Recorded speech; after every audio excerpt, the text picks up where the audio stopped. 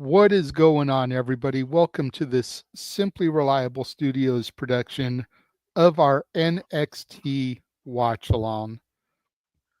I am the Renegade of Wrestling, JJ Williams, joined, of course, by Mr. Reliable, Walter Cruz. No, we are not a part of the Simply Reliable Studios takeover of the No DQ review tonight. We couldn't get a seat on the panel.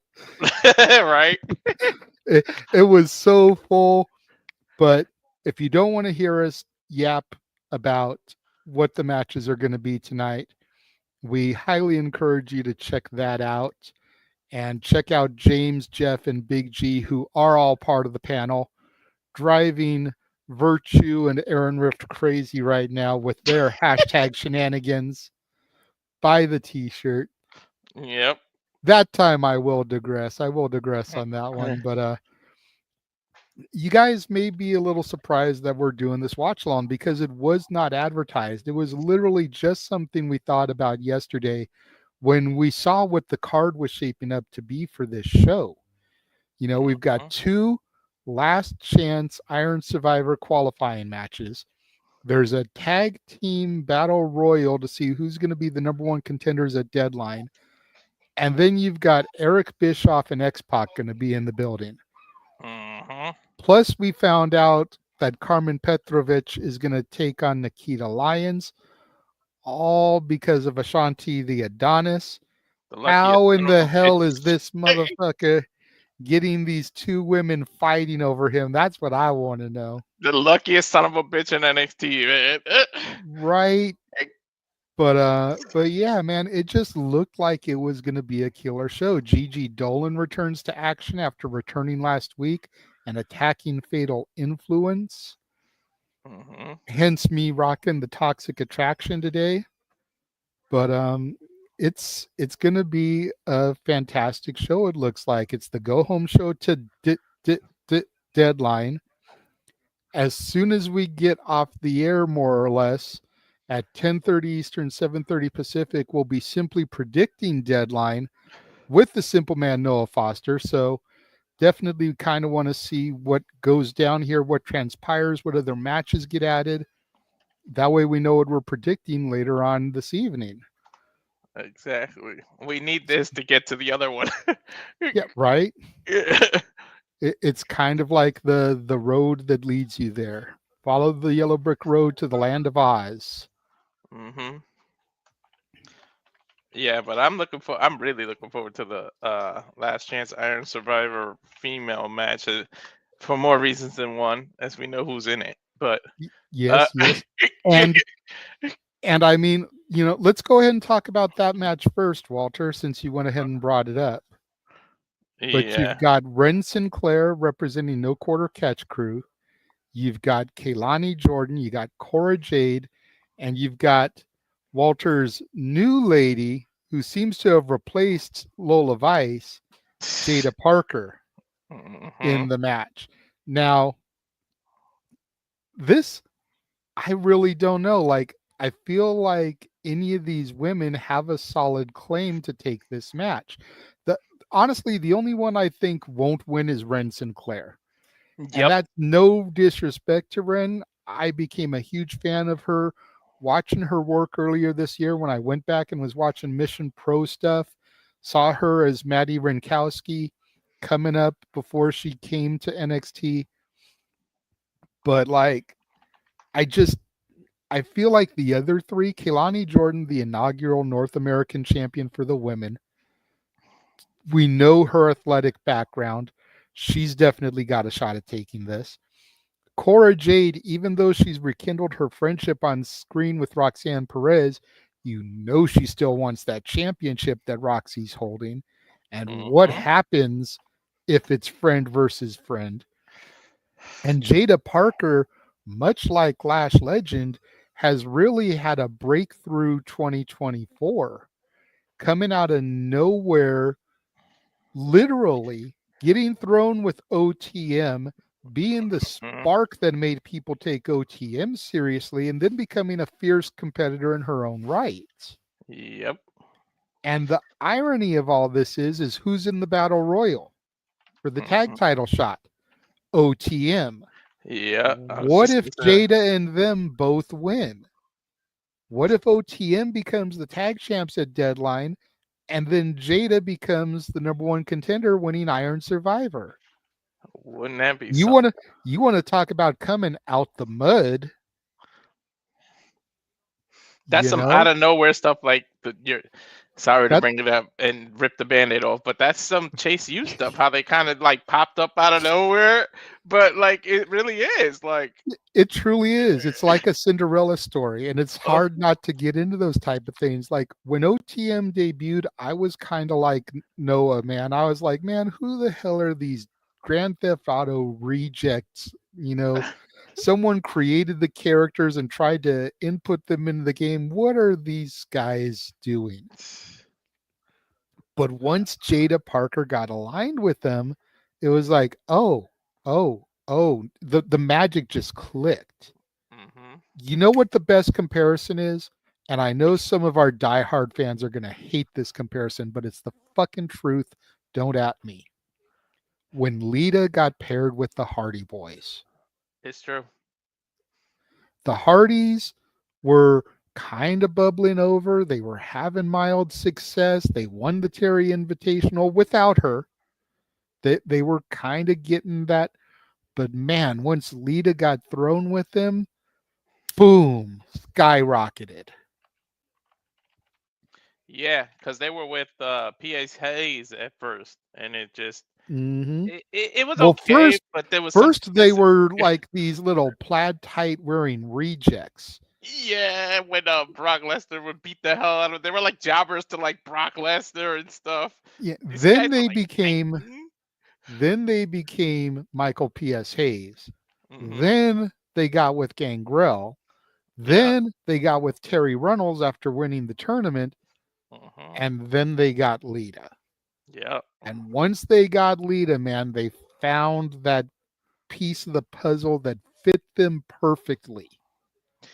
Yeah. Matt even found love for a while. We know where it went, but We won't go there. But yeah. yeah, sour grapes, touchy Yeah. subjects. But yeah, I mean, Jaida Parker for OTM was Lita to the Hardy Boys. She really was that missing piece to the puzzle. OTM has had more success since linking up with Jaida. Jaida has become a breakout star of her own. It's beautiful the way that it all clicked together. They say it's an old cliche. It's just timing is everything. It was just perfect timing, and Mm-hmm. it clicked. I mean, but just look at that field. Look at it. It's like Mm-hmm. my only thing that I say that Jada won't win is because I think Mamacita's not done with her. Remember, Jada interfered with one of Lola's matches and cost her a thing. So I think Lola But might show herself there. But I but don't know. isn't Lola already in the match? That's I true. think She want to Lola get our is heads on her. in. Yeah, I think Lola Mhm. is in the Iron Survivor match. Is she? And it's like, I thought Jada cost her the chance to be in there. then she would be in this last chance match.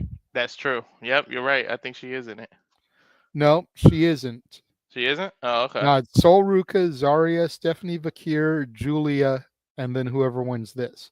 Mm. So Lola may not have even had an opportunity to be in the match. Okay. Because if she had had the opportunity, she'd be in this last chance match. That's true. But you're right. So you're right. There could always be Jaida Parker or Lola Vice coming to cost Jada the match and setting up a one-on-one encounter at Deadline. But man, like, what if? Yeah, clean sweep there. Yeah. I mean, you never know. It would make them seem like such a strong group because Lord knows I was like it was just like you said. I wanted to separate them so bad. I was like Jada needs to go back, and I felt like this the stink of them was rubbing off on her, but instead the opposite happened. Her success rubbed off on them, and then it became a thing, Mm-hmm, and it glued together. So it just some mm-hmm. shit just works. There's no trying to figure out. There's no magic formula. Some stuff. Sometimes you throw something at the wall that actually does stick. Like, Yeah, it's kind of like how Brenly Reese got paired with the other tag team that's in the Battle Royal. I forget, Tyriek and Tyson. mhm, Brenly Reese kind of brought the energy out of them, much in the same way that Jada's brought it out of OTM.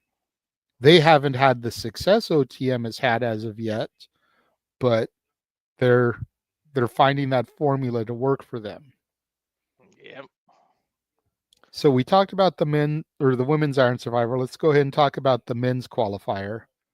Got Eddy Thorpe, Lexis Keene, Axiom, and Cedric Alexander. Now, I gotta wonder if it's gonna be Axiom or not. Like, I feel like it's either gonna be Axiom or Lexis Keene. Mhm, I don't think it's gonna be Eddy, and I don't think it's gonna be Cedric. yep. At this point, Cedric is just there to put people over, which sucks for him, but at least he's being used unlike he was on the main roster. I was just gonna say, at least he has a place. Nathan Frazier is already in the Iron Survivor match.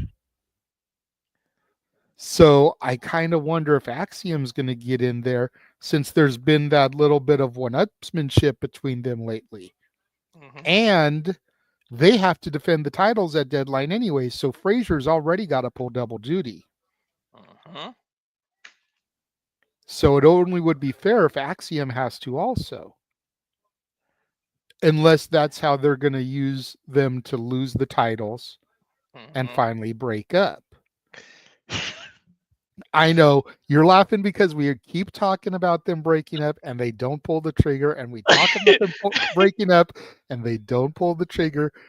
But this really could be the way that they do it, because if they lose the titles Mhm. and one of them had to compete twice and the other one didn't, that adds that fuel to the fire. Be like, man, I had to do more work than you did.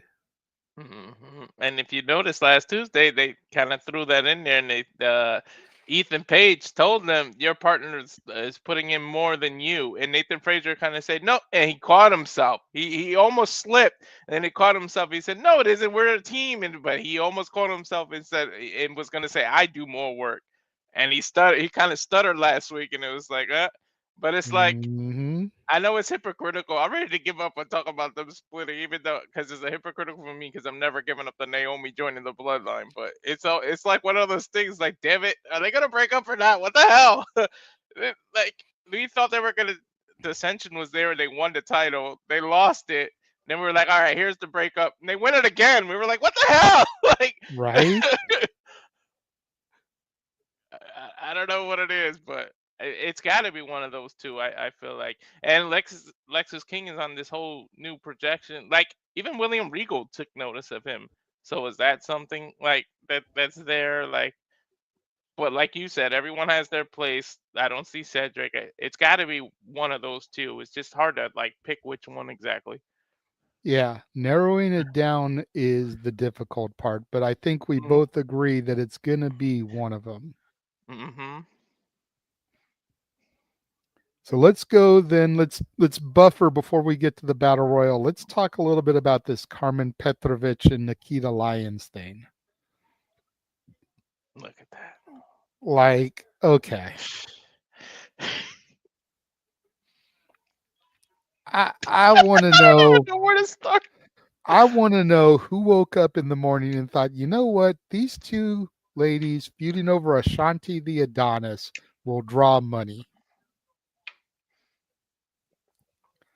Like, I'm glad Carmen is getting featured more heavily. She's impressed me since she debuted, I want to say late last year. Mm-hmm. Nikita, I've been a fan of since I started watching NXT. She just has been severely injury prone. Her So knees are. she's never really been able to get that momentum behind her. Mm-hmm. Yeah, well, when you carry as much weight as she does, and by no means are either one of us trying to call her fat, but she is a Mm-hmm. thicker girl. When you carry that much weight in the regions that she carries extra weight, The regions. you're gonna have bad back and bad knees. It's just a thing. It Then truly you is. factor in her martial arts background and those kicks. That don't do her no favor with the jumps and everything, carrying that extra weight. Mm-mm. So it's like it kind of explains why she's so injury prone. But it's like hopefully she'll be able to get some momentum behind her and Mhm. stay injury free for a while so they can really run a couple of deep programs with her and let people see if she's really worth investing in, because every time you start to invest in her, bam, she's out with an injury. Yeah, some people just have bad luck with that, and you got you have to feel for that because it's like you got to think of it from the company standpoint too. It's like every time we invest in you, I feel like that's what happened to Dolph Ziggler, and then they were like, "All right, maybe let's not invest in him," and then he didn't get injured for years. And like, damn it, they could have gave him the title run that he deserves, but they were so done with it, it just happened. Like, but I don't get what these two fighting. First of all, Carmen was like, "I'm done with you." You did text him or call them or whatever it was, and I think it was a text because he said, "Of course, I text everybody." He threw that in there too, and they didn't capitalize that. He said, "I text everybody." I was like, "How does she not hear that part?" Like, it's not Right. just Lions, but I feel like Lion has no interest. She just wants to troll her and get under her skin. But like, what does this dude? I mean, like you said, and we know what Adonis means, but like he must be, I don't know, touching the ground, and I don't mean with his hands. The only reason I can explain it as to why these two are fighting over him, because like why else? Why else? Like that must be the reason. Like maybe it's his regions, like you said about the King Alliance. Maybe that's what it. Hey, I don't know, but good on him. Yeah, I That's all I'm guess gonna say is good on him. I am jealous. We know Gigi Dolan is gonna be in action. We don't know who she's gonna fight. So we'll just move on from there. But it is good to see Gigi back. It's good to see her going after JC because their feud, we thought it was over after that steel cage match. But Gigi kind of disappeared and JC was kind of stuck in limbo Neverland. I Hmm. almost wonder if Gigi's going to put together her own toxic attraction faction to try to face the fatal influence. That'd be fun trying to guess who those would even be. Well, after her assist last week, you would almost peg Tatum Paxley to be one. Hmm. Question would be who would be the other one? Mm. I tell you what, with Inquiring minds want to know. there's no lack of choices when it comes to the NXT Women's Division. I can tell you that much. Yeah, absolutely. But you got to figure somebody that's going to fit the vibe of a Gigi and a Tatum. The only one I could think of off the top of my head would be Wendy Chu, but she's heel. She's got Yep. to come back from the heeldom and become a baby face. And I Yeah. don't know if they want to pull that trigger yet because heel Wendy's been pretty successful. I've liked her run as a heel, taking her a little bit more seriously. I liked her whole makeover, to be honest. Plus, I feel like she's got to finish the rivalry with TNA there. So I And don't know. I then don't know. then we've got our battle royal to see who faces Fraxiom at Deadline. And you've got 6 teams here. You've got OTM, as we mentioned earlier. You've got Tyriek, Igwe, and Tyson DuPont.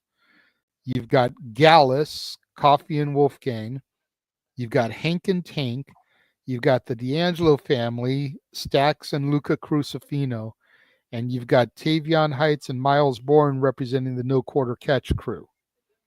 So Mhm. again, you've got the possibility of No Quarter Catch crew and Wren Sinclair being victorious as well here.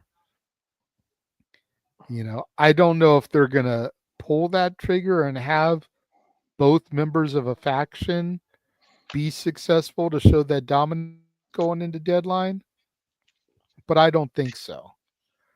I think your good bets for this one are either the D'Angelo family,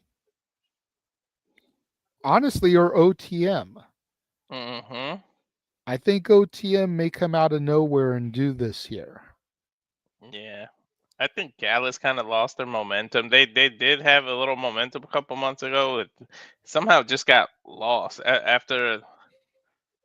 Yeah, I said about 2 months ago. It just seems to get lost. You Hank want to and know Tank. when they lost it? Yeah, After their feud with Joe Hendry. that's true. Yep. After Because they did all that. 4 of them being from Scotland and Mm-hmm. having that shtick as part of Hendry crossing over, them crossing over to TNA.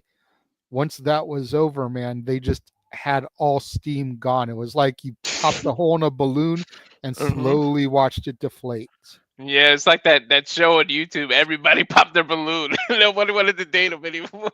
It's like poop, and then Hank and Tank seem to be just some backstage people, but I actually like them. Like I'm hoping they can get some push or something behind them because they're two big guys and they just fit together. It's almost Yeah. like they're Otis and what was his partner again? I get Tucker? Tucker. Yeah, they're like the newer versions of them, but a little more in shape. And it's like if you do it right, you can be what they should have been before you did the split. Like it's Yeah, just. I like Hank and Tank, but Mm-hmm. there's just nothing about them that I take seriously. And I think that's the problem. Yep, that's kind of like the. It's like if they walked into Deadline, do we really believe they could beat Fraxiom even with Nathan Frazier guaranteed to pull double duty? We don't. We don't. There's no way. Which is why I think that they're the easy one to eliminate here. The Mm-hmm. other 5 teams, you could believe would beat them. Yep. Hank and Tank, there's no suspension of belief there. Especially, D'Angelo family have been on a roll. Tony D Mhm. defending that title since he Yeah. beat Obafemi. Now imagine if they win and now all 3 of them have titles now. Like that's Then you can the have Riz going after the North American for the women. Yep, Because exactly. I'm sorry, Rizzo ain't beating Roxanne. That's not happening. It's not. It's I not. love Rizzo. Let's Yeah. not try and twist it. I love Adriana Rizzo. She has Mhm. definitely grown on me from when she debuted to now. Mhm. She's not beating Roxanne. It's just not happening. It's not at all. But North American champion, Rizzo defeating Fallon, Mhm. I could maybe see happening. Little Mhm. bit more believable. Still hard to believe because Fallon is so damn impressive. Mhm. But I could buy that better than I could her beating Roxy Yeah. because you figure Fatal Influence is going to get involved, which is going to cause the family to get involved. And with all the chaos and distractions at ringside, all it takes is a quick roll up in 3 seconds and she just upset Fallon. That is a believable scenario. You know what I mean? Yeah, especially say it's a multi-women match and Fallon doesn't even have to be involved in the pin. You could definitely see her winning that way. That's true too. Yeah. I mean, And then we've got Eric Bischoff going to be in the venue to do something here with Trick and I'm just like, what the hell what is is it? Easy E doing here? Like, Oh my god. now I'm not gonna lie, I missed last week's episode. I didn't Mhm. watch it. I was watching something else. I forgot to go back and watch it on demand. But I Mhm. did watch the highlight reel to see Easy's interruption of Ridge and Trick, and I saw Gigi's return attacking JC. But Yeah. like this gave me one of those what the fuck moments because it's like it was so what the hell? Eric Bischoff is on the Tron interrupting these guys. What is going on here? What is So 2024? I am so curious to see what Eazy-E is going to have to say to Ridge and Trick here. And then I also saw the footage of Andre Chase packing all his shit up, having his flashbacks to memories of Chase University. And as he's leaving, excuse me, Mr. Chase, Mm-hmm. like, oh, what's going to happen here? Was there a little something in the bylaws and the clauses of the contract and the little fine print of the match against Ridge that could possibly save Chase University? If anyone can find the small print, it's Eric Bischoff. You know the legal stuff he's been through. Let's also not forget Luca Crusifino is a lawyer gimmick. True. We don't know who called his name, but what if? That's true. I'm not gonna get my hopes up too much because I do feel that was the end of Chase U and a fitting send off nonetheless. But man, just seeing that segment and the way it ended, what happens from there? Well, we know Emmanuel won't let you forget that it's the end of it. Definitely. He keeps rubbing it in my face, and more so than Emmanuel, I wonder what would Noah say if it ended up not being the end of it, because Noah seemed, although he genuinely seemed sad for me because he knew how much I liked them, as happy as he was about their destruction and the university falling, I don't know how he'd react if they made a miraculous comeback again, just like last year with the calendar. We would have to make him wear the shirt definitely on the stream.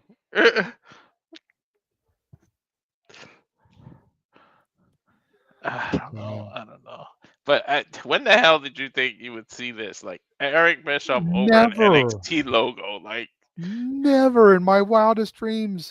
Raw or SmackDown? Absolutely. mm-mm. Absolutely. NXT? No fucking way did I ever think. We didn't even believe when he popped up on Raw in 2002, 2003, whatever year it was. I was like, what the hell is he doing here? That you wouldn't think. Put it to you this way. I could have seen Vince Russo showing up on NXT before I saw Eric Bischoff.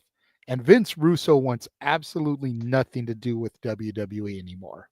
Damn, even though Vince isn't in power, the way Vince treated him as he left enough of a bad taste in his mouth. He wants nothing to do with it. That's actually why I didn't watch NXT last week. I was watching the Rocky Mountain Pro Wrestling YouTube stream that he is commentary and does the writing for. I was checking out their product and seeing what it's like, because that's free on YouTube every Tuesdays. So when I didn't have NXT, because none of my streaming services get CW live, gotta go to some of those other streams. Gotta wait for the next day to watch NXT on the CW app. It's like, well, what wrestling's gonna fill my void tonight? Well, let me check out Rocky Mountain Pro. As an avid watcher of Russo's brand and hearing him hype it, and gave it a shot. It was okay. It wasn't great, but it was an independent promotion.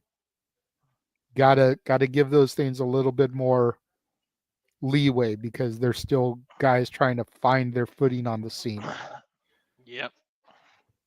Very much like watching NXT. It's a developmental brand. These guys are still trying to come up in the world. Not everybody is polished, ready to, be on TV. They do have Sin Bodhi, though. Kazarni, remember him? Yeah, yes. He's a part of their roster. So they do have an actual established talent. And then our buddy Gino Told You So, Gino Rivera, is a part of their roster as well. Who actually showed up as a security guard at Raw the other day. You pointed it out. I was like, look at Gino. My boy making moves. I actually But, mentioned him. Aaron asked, or somebody super chatted, who do we see on the independents that can come up? And I definitely mentioned him, and they were like, "Who?" I was like, "Yeah, you you guys wouldn't obviously know. don't watch what we do." Yeah. But yeah, you know. So what are you guys in the chat room looking forward to tonight, as it's just about time to start? Let me go to my stream here and get it to load. It's going to take us a couple of seconds because, like I pointed out, it is one of those streams. So it takes a second or two to get them loaded up right away. Yeah, I'm surprised mine actually loaded.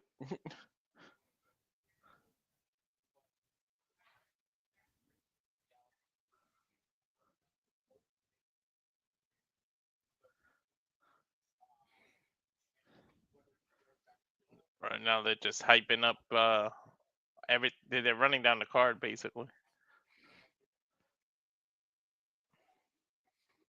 Damn, they wasted no time. I've still got like the news. Jada Parker's coming out. I'm asking, hello, mama. Try a different feed. Can't look over my shoulder again because that's gonna become a thing now. Looking over my shoulder for her. Yep. Yeah, that ain't it.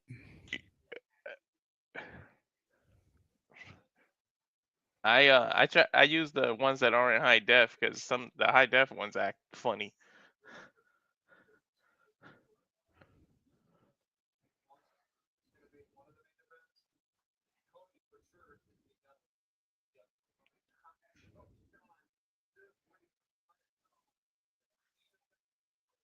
Yeah, see, I'm just seeing either news or Ellen. Neither one of them is popping up the actual stream on my end. That's weird. I used the stream. I used the third link of the green non high def, the ones that say standard definition. They're like a weird different color.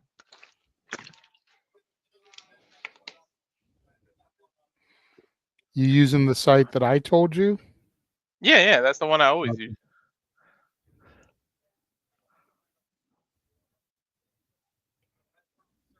Come on. Kelani making her way out. You know what? I'm okay. Cause my wife actually likes she likes Jaida and Kelani too, so she doesn't mind me talking about them. Just Lola. Yeah, it's cause I made it to Soul Screen.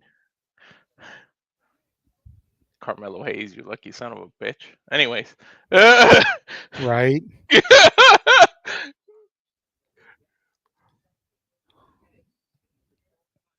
I mean, who else better understands the lifestyle and the role the way another wrestler does? Like, I get why they stay with other wrestlers. That's fair. That's fair. Mm. Yeah, I'm still getting news. Oh, wow. I got Cora Jade coming out.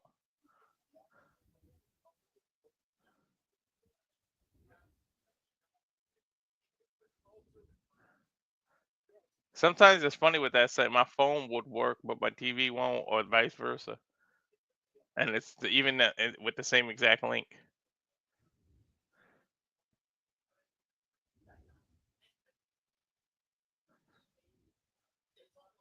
And Cora Jade with that heavily braced left knee. Took so much time to come back. Oh, I hope she never has to go through that again. Was it an MCL or ACL? ACL, right? I believe so. Yeah. That's one of the hardest injuries to come back from. Bell just rang now.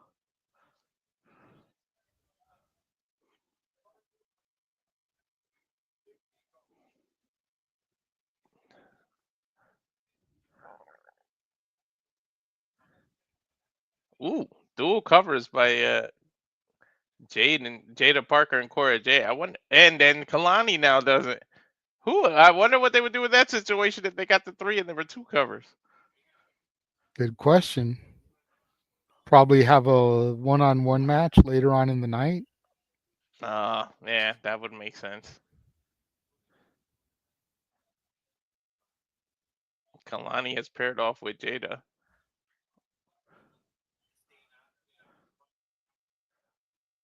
And Wren Sinclair is paired off with Cora Jade here. Oh, now Wren Sinclair. Okay. There we go. Finally back. Those unique pins that they do. They ain't wasted no time. There's been 5-6 pin attempts already. So they're trying to end the night early. Just get as part of the deadline. Kelani with the pin on Cora. Jaida Mhm. Parker breaks it up.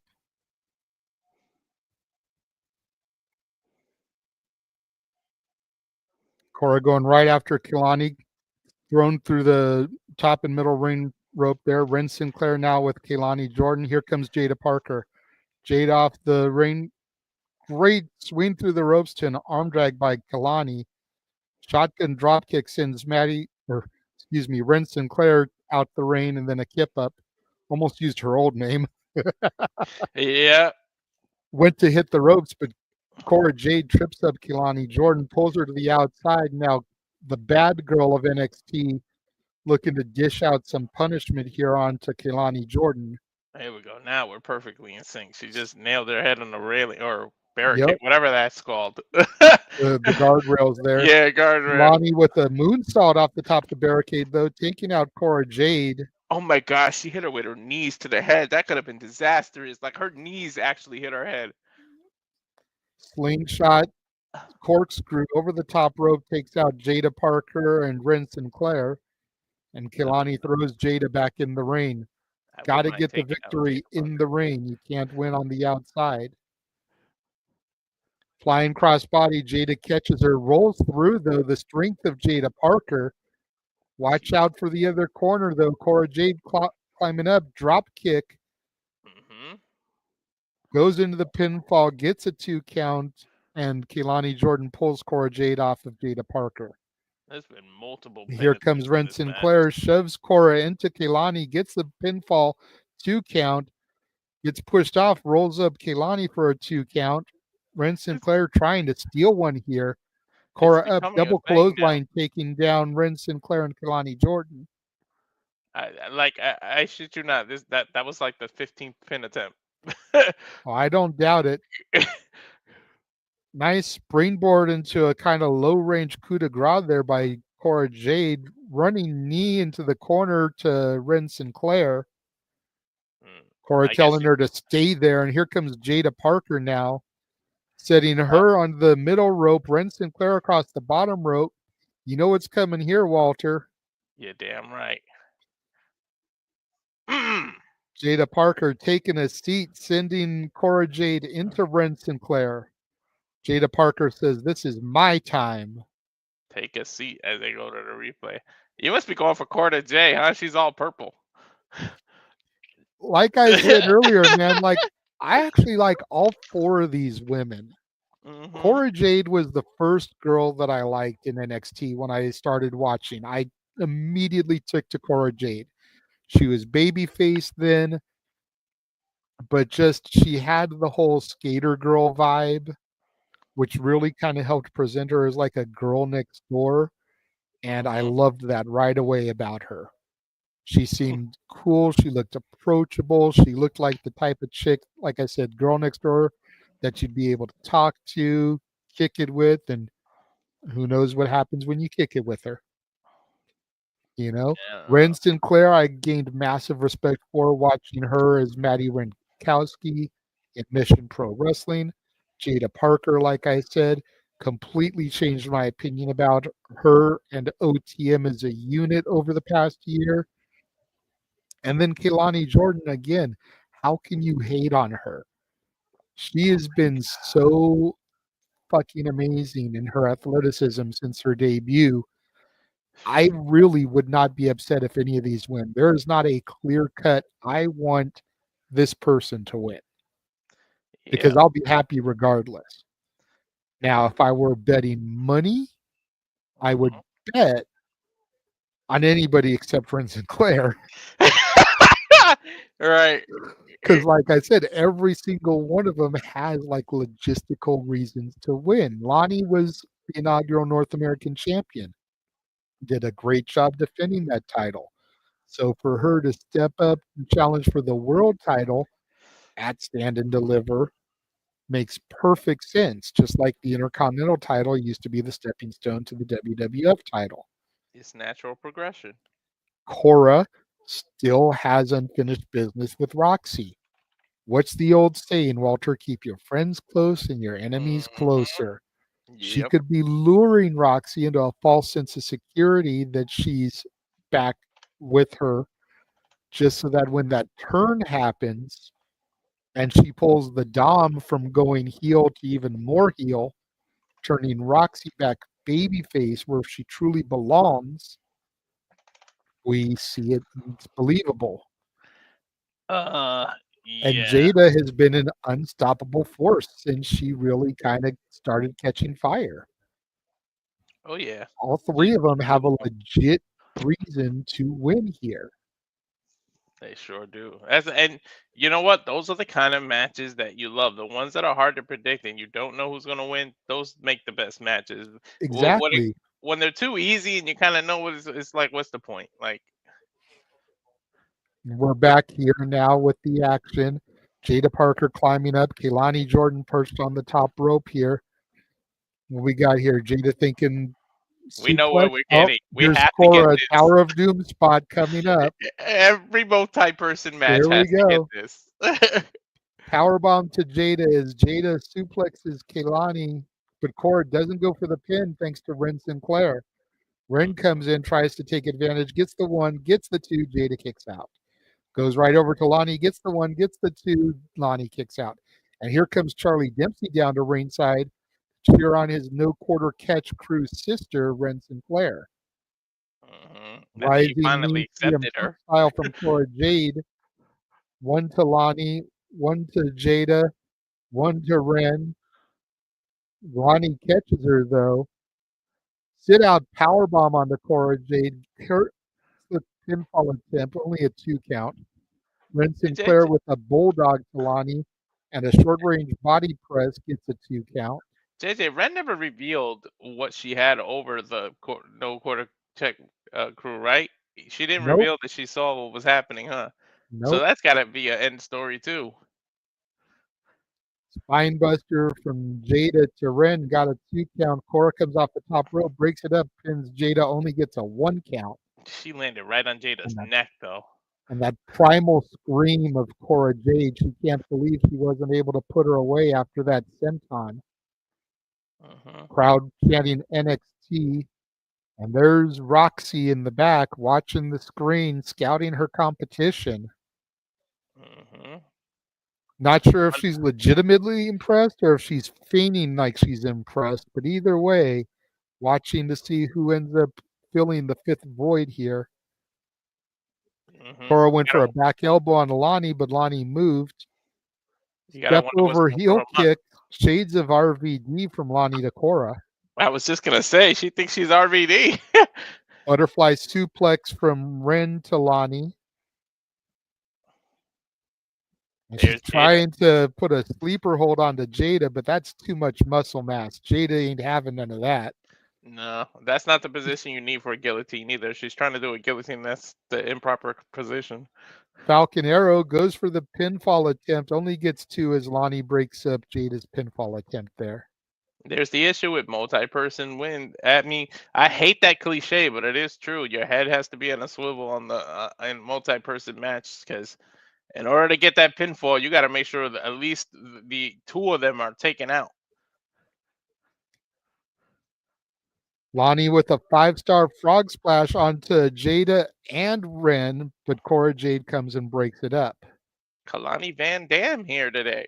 For real, right? Well, I mean, we saw her doing the splits backstage at NXT at the 2300. She got words of wisdom from RVD. She's used the split-legged moonsault for a while as her finisher. I mean, let's just call it what it is. She's Kelani Van Dam. She's wearing green, like you know what else is green. Yep. Which you can find at Cal Fire Farms. Cora with the pinfall on Jaida. Jaida kicks out. Now one on Wren. Kick out. You got to wonder with Dempsey at ringside, is he going to try to factor in? Roll up by Wren Sinclair. Inside cradle only gets a 2 onto Cora Jade. Cora with a kick to the midsection onto Wren. What you going here? No pun because of, who's there tonight, but he could be an X Factor. That's true. Cora looked like she was going to go for a butterfly suplex onto Wren, but Lonnie hit that handspring clothesline. 450 splash onto Cora, but Jaida just slams Wren Sinclair on top of her. Oh, you got to take advantage of her 450. Toss her out and pin Cora. She's setting Lonnie up on the middle rope, though, for her booty drop. I call it the I don't know what she drop. calls it. Oh. There's Lola. Yep. Wren Sinclair just scored the victory. The one we counted out, Walter, that we thought had no shot of winning, just got the victory thanks to Lola Vice's interference. First of all, look at that damn pinning Cora Jade nonetheless. Yeah. So what happened was Cora Lola Mamacita. Damn that. Watch again. Look at this. Yeah. Jade is coming in, but there's Lola. Takes out Wren Sinclair. Wren falls onto Cora.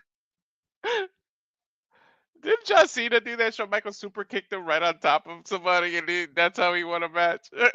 Well, that's how Trick lost the title. Yeah, that's Trick true. Shot to All Ego Ethan Page. Ethan got the pinfall. Trick wasn't able to break it up in time. So I did call Lola some way, Wren Sinclair, the one that we all said wasn't going to win, won the fucking match. Wow. This is why I have sucked in my NXT prediction leagues this year, dude. Exactly. A spinning back fist took Wren Sinclair out, and when she just landed on top of her, that's crazy. Now we got Sarah Schreiber backstage with Eddy Thorpe. Eddy's talking about the attack on Ava Raine last week that he's being blamed for. Here comes Lexis Keene. Lexis talking about controlling your emotions like his dad wasn't called loose cannon for reasons. Don't get me started.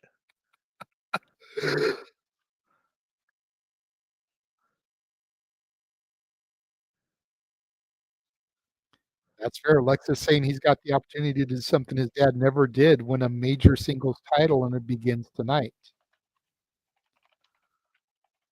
Uh-oh. Eddy Thorpe doesn't want to hear it, though. Dude, look at that beard. Tonight's not about Eddy. It's about the King. Mm-hmm. I wonder if William Regal is going to be keeping a close eye on that, or was he just trying to get at his son? Oh, no. We'll find out. No. Jada's coming back. She's got a mic, and she's pissed. And she's got a brick. I think she's requesting a one-on-one now. I have it turned down, so I can't really hear what they're saying. She said, "You hear?" All I heard was, "You hear me? Get your ass in the ring now." I think she's asking the ref to get in the ring so she can get a one-on-one match with Mamacita. I don't think it's going to happen, though. I think Ava will come out or Shawn Michaels will come out, put the kibosh on it, save it for Deadline. Man, that's pay-per-view worthy. Don't give it away on free TV the way this feud has been. That's a Tony Khan move, giving it away for free on TV. Right. But where do we go from there? That's an Eric Bischoff WCW move. We already had the first women's hardcore match on NXT. Where do they go from there? I don't know, man. I mean, hell, steel cage. That's true.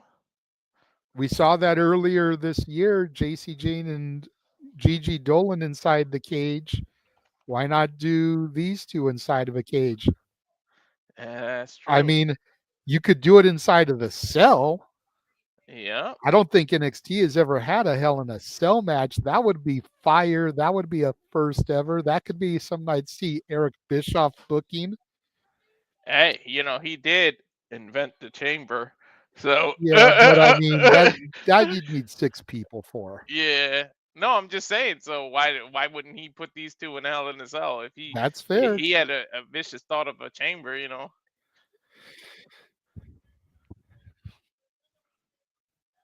And as we go on a full commercial, fuck television. That's why I had that. Where'd it go? There we go. See, I only do the fuck television bit when it goes to a full commercial in the middle of a match. Yeah. When it goes to it after a match in between time like this, that I don't do the fuck television gimmick because it gives us a chance to come down from the match, gives us that little bit of a breather we can talk about and process what we just saw. But when they do it in the middle of a match, that's when it's like fuck television. Yep. Especially when it swings the I hate when they go to commercial break. You don't know what happened, and then all of a sudden, whoever has the momentum is on the ground, and the other person is like, "What the hell? What just happened?" Yeah, right. Oh yeah, I mean, I don't. I guess you can go from a one-on-one women's Hell in a Cell. Hey, you all women have been breaking strides and breaking the barrier this year. 2024. What the hell is 2024? Right? We've seen crazy shit. Let's do the Hell in a Cell and NXT between one-on-one between these two women. Right. I just don't ask me to stand up while I'm watching that match. God damn it, Walter. Hey, no one's not here. I mean, fair, but still, bro, like, damn. You saw that outfit Lola had today? Shit.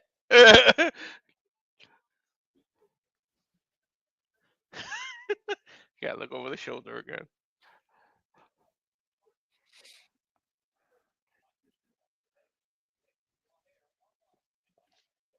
think we're about to come back. Let me switch to fuck television annex. Well, unfortunately, Charles, we were all wrong because Cora did not get the victory there. As long as But we do appreciate you watching along with us. I don't know how many people we've got because I'm not producing, but it's good to see you commenting along with us. definitely. Yeah, he's one of the good ones that's always commented. Well, every time I see his name, I think of the dude that created the Peanuts because his name was Charles M. Schultz. Yep. Speaking of that, just once. And you know, this is the season, man. You get the Great Pumpkin Charlie Brown Thanksgiving, and the Charlie Brown Christmas, like boom, boom, boom. Just once, I want Lucy to just hold the football and let him kick it. Just one time. God damn it, I hate when she pulls that football away. Right? I think it was like a Robot Chicken episode or something, but Charlie Brown got his revenge and beat the shit out of her for pulling the football. It was a Robot Chicken. You're right. I remember that. And I have never, I've always been like a dude, you never hit a girl. But after all those years of Lucy pulling the football, Charlie Brown deserved that revenge. Damn it.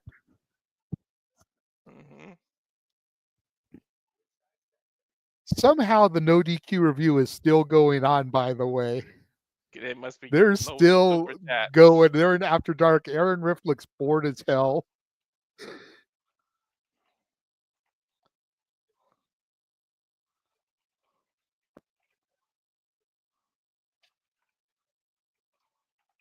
Oh, the ropes are coming down. Jaida looks like she wants an underground match. I think Lola challenged her to one before, didn't she?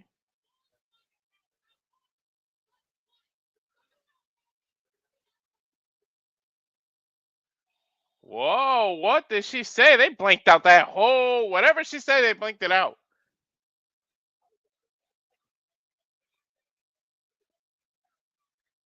Your wife just popped in the chat. Mention Mamacita one more time. I can hear you. Here comes Ava. Called it. Ava Sita. See, told you it's not going to happen tonight. However, this Saturday at Deadline,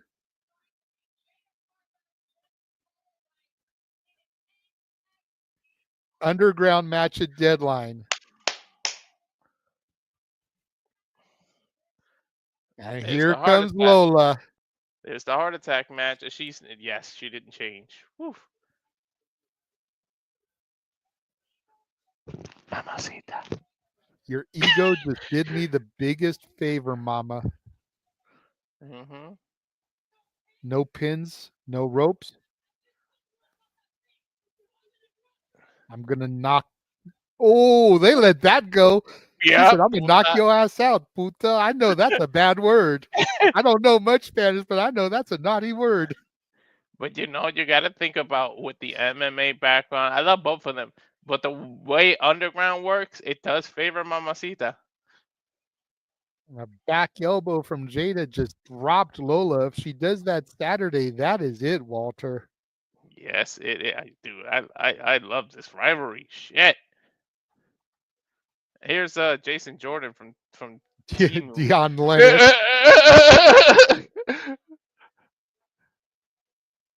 How's he getting women? He's back there just. You should be permanently friend zoned. Bro, look at him. You know damn well how he's getting women. Just look at him. Yeah, he is a good looking dude. I can't front. Rose's delivery for Carmen Petrovic. The Adonis.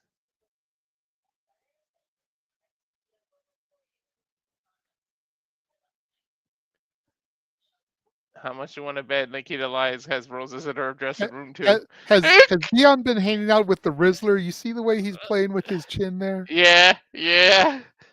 Somebody's been watching AEW. Didn't let Shawn Michaels know. I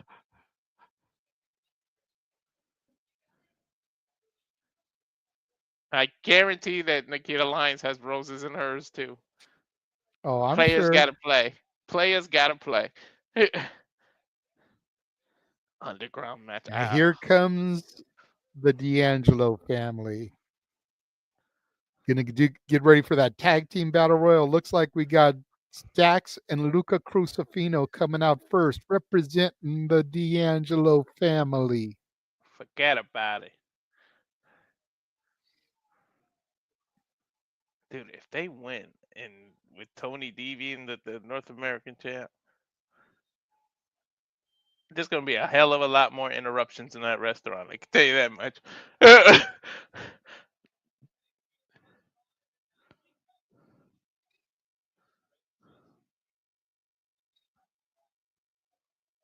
Monopoly I Go. wish it was more like a gauntlet instead of a battle royal. That way the match would last a little longer instead of getting everybody in the ring at once.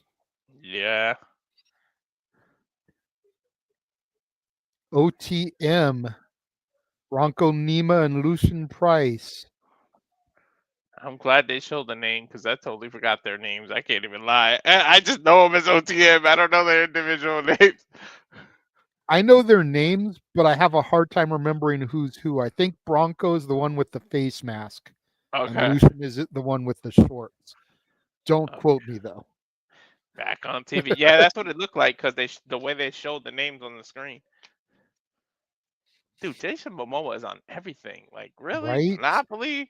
You're on freaking the Minecraft movie?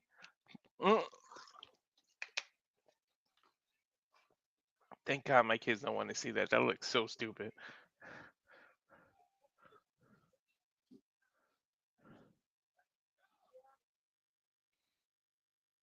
Yeah, at least by the time we come back from commercial, everybody should be in the ring because they got skip some people's entrances now.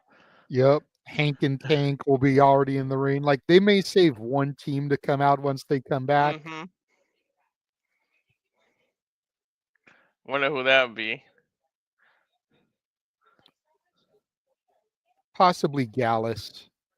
Yeah.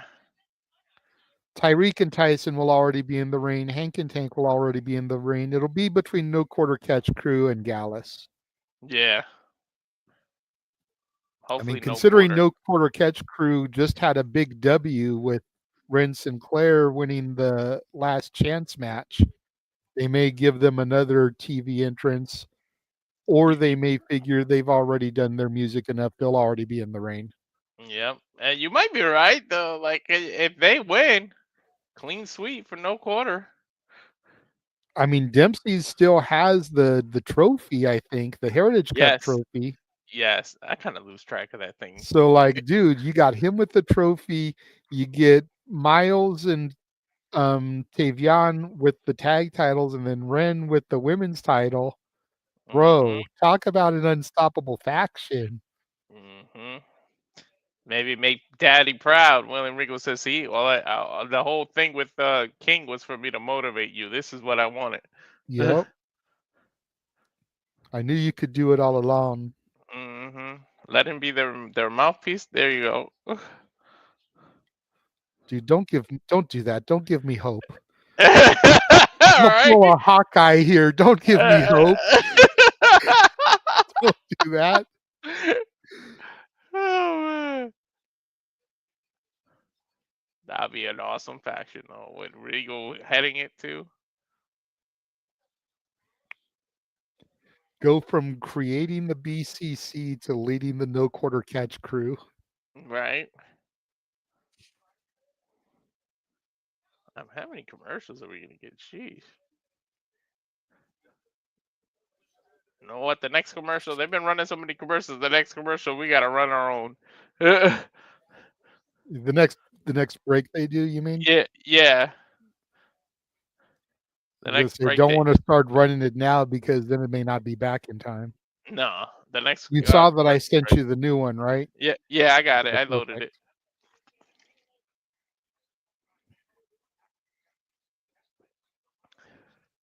Matter of fact, let me erase the old one so I don't get confused.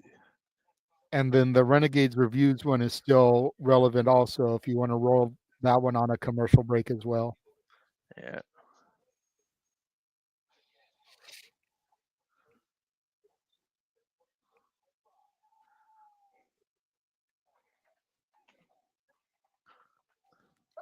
I love how your wife be stalking you in the chat now, though. I know. Just to get that paranoia going where you got to do that look over your shoulder.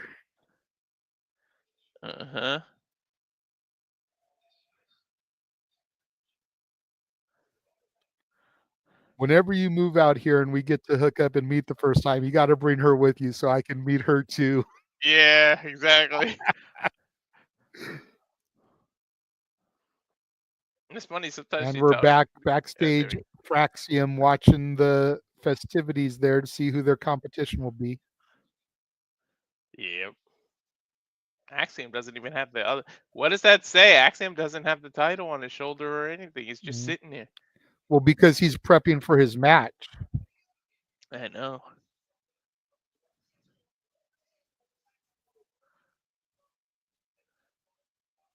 He yelled at him. Nathan Frazier was saying he's locked in to see who wins the Battle Royal.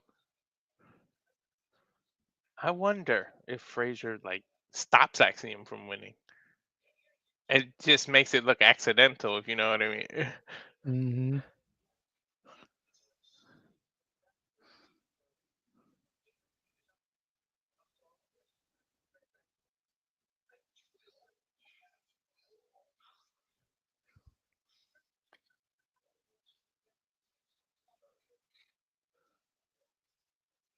Oh, wait a minute. Here's a team that we didn't know about.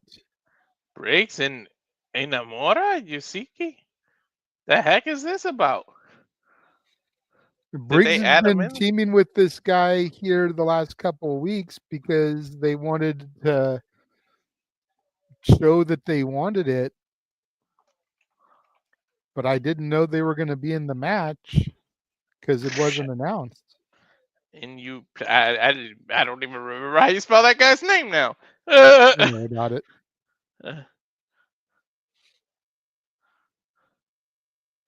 And here comes Hank and Tank, so they aren't already in the ring. They're still doing more entrances. I'm coming in as a run-in to let you boys know that I gave you guys a big shout-out on an ODQ review, so you might be getting an influx of people after they just got off live. So enjoy that little boost, and I will catch you guys on the flip side. All right. Thank you, James. Thank you. Much appreciated. Have a good call, guys. All right. There's so much chaos going on, can barely keep track of who all is in the ring. Jesus. Briggs with that power, though, showing why he went to Japan. Good double team work by Briggs and his partner.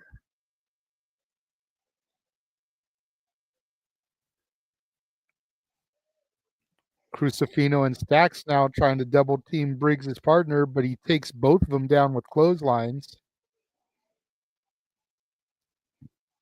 I wonder if maybe Briggs and then pull it out now. Maybe. I mean, it'd be a sleeper.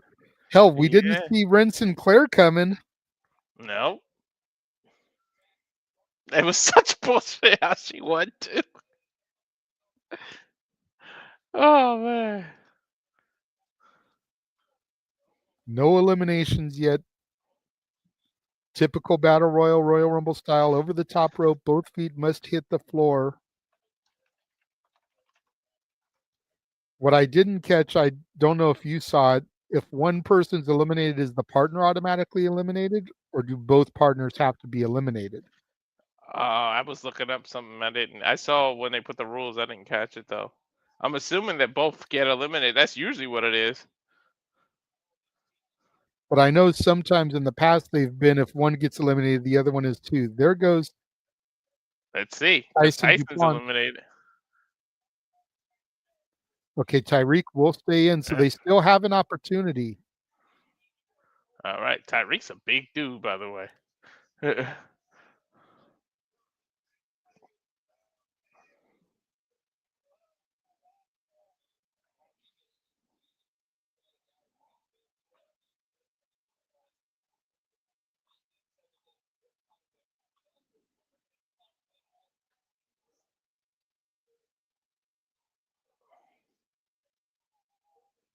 It's hard to keep up with this now. Yeah, really hard. That's the issue with Battle Royals. Imagine the wrestlers having to keep up with everything. Especially when you've got guys in there that you're not super familiar with, you know, like Tyriek and Tyson, Briggs's partner, can barely tell Lucien and Bronco apart. Like, it becomes tricky to try to do the action. So we apologize if we're a little bit quieter on this match. I bet you Noah would know who that is because he's following the Japanese wrestler. Right. Ooh, huge chop sends Luca Crusifino out.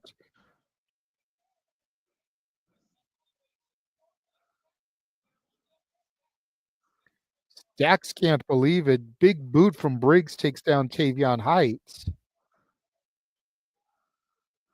And there goes Tayvion by Briggs.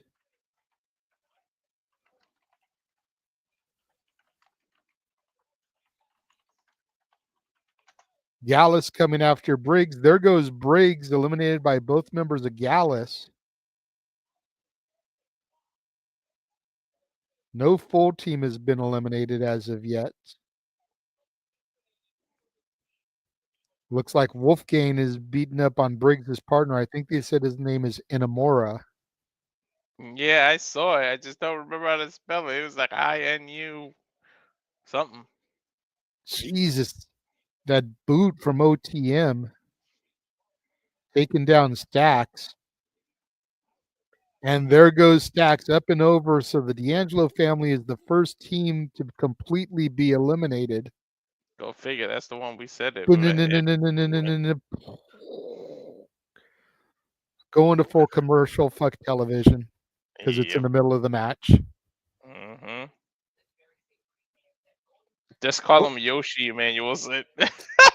You said you were going to do it while we're on full commercial. Let's run one of our commercials, whether it's Watch-Alongs or the Renegades. Hit it, Walter. All right. And now for a taste of things to come.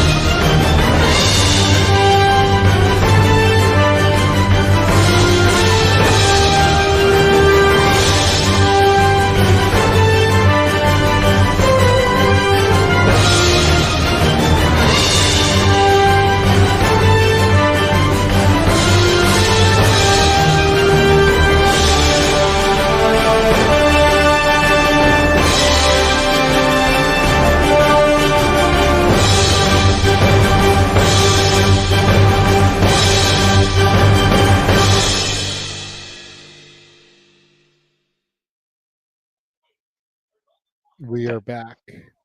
That reminds me of Avengers or something. That's such a superhero theme, man.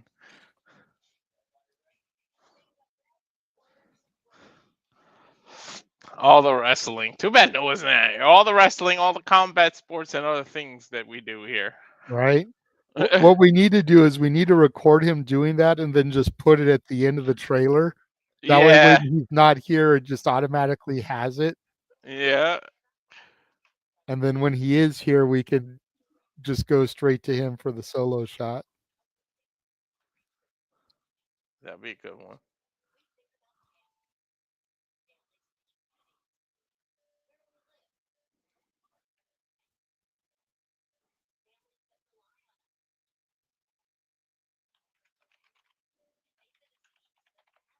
I wish they would have shown that man's name again just so we can. He said call him Yoshi. That's hilarious.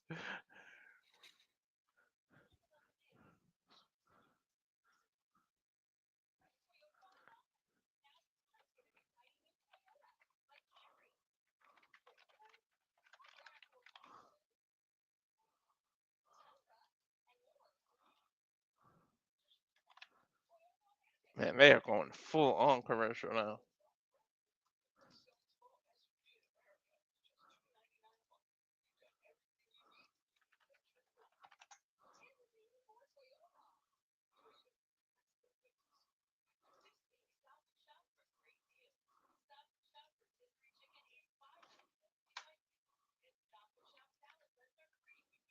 I don't care about Stop and Shop.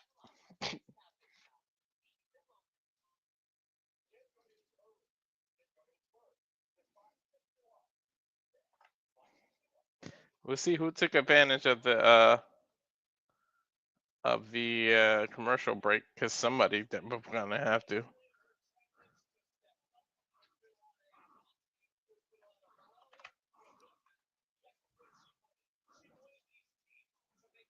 Looks like we've had some eliminations. I think it's Bronco Nima from OTM is out now.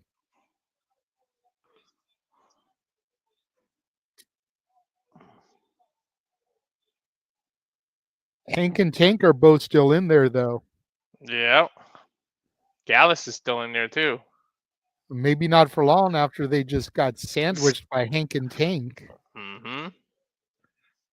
I don't see Breaks. Is Breaks still? Okay.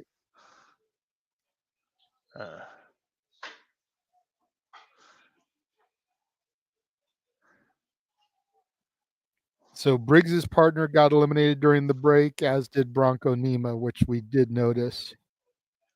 Yep. At least they get to stay out there until their partner's eliminated, but how much does that play into the match? Right. Now we go back to Fraxiom watching, and Axiom seems like he's still getting upset with Frazier. Frazier trying to back him down. He actually put the title around his waist now.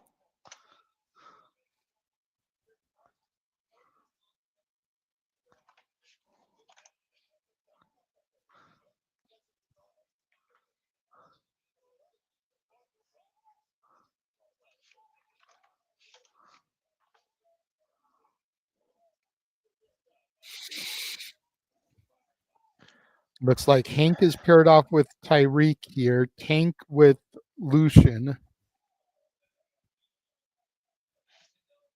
NXT looks like it takes place from Wichita, Kansas next week. Well, this is the reason I couldn't find his name here, JG. Look what Emmanuel says. Right. I was looking for that so bad on the NXT roster. I'm like, he is not there. Tyriek has been eliminated by Hank and Tank, so now Tyson and Tyriek are both out. Well, there goes that chance. Tyriek seems like he's pissed. Tyson trying to grab him. The distraction allowed one of the Gallus boys to eliminate Hank. And they are going at it on the outside. Mark Coffey just eliminated him.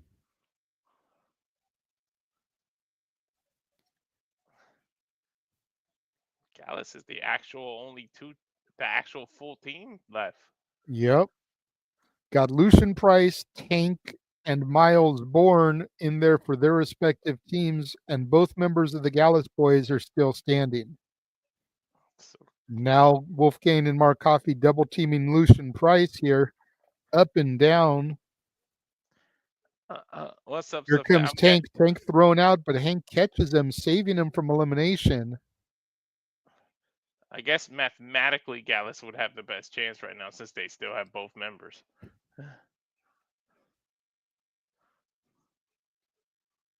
And they're standing tall. They're looking good in this match, JJ.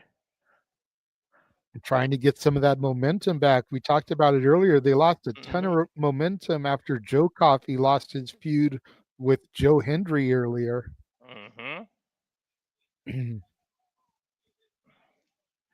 They're running around dropping their weight on downed opponents, but the object of this game is to toss over the top rope. So I don't know how smart that is right now.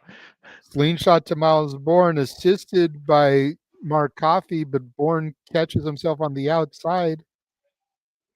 Oh, Lucien Price just eliminated Wolfgang. Oh. And there goes Mark Coffey from Tank. So much for mathematics. It's now down to Hank and Tank, represented by Tank. No Quarter Catch Crew, represented by Myles Borne, and OTM, represented by Lucien Price.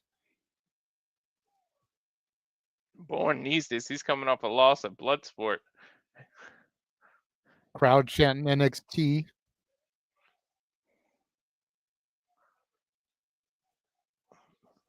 Borne's got a hell of a story. I don't know if it's partially on, but he's the first deaf superstar. And I didn't even know Price that they needs to said get that out on of the Bloodsport. corner there. Oh, Borne tried to come up and at him. Lucien Price caught him, gave him a Uranagi onto the back of Tank there. He's got momentum now. Look at that again, that Uranagi after catching Myles Borne. He needs to stop stalling, though. He is a huge man. Probably like 275, 6'4", looks like. Lucien Price gets Myles Borne up on his shoulders. But here comes Tank. Flying through the air, takes both men down. He used his body like a tank and dropped both men.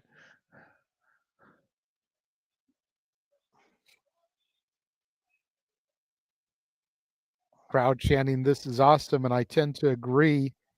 You got Myles Borne and Tank setting Lucien Price up on the top rope here. Look at that. Price and Borne working together. Well, got to. I mean, you just saw how dominant Price could be. Use the opportunity to take him out. Alliances, temporary as they can be, can really work in battle royals. Both men kick the middle rope, crotching Lucien Price. Up and over goes Borne, but he catches himself, doesn't get eliminated. Slingshots back in, clotheslines Tank. Tank has been eliminated.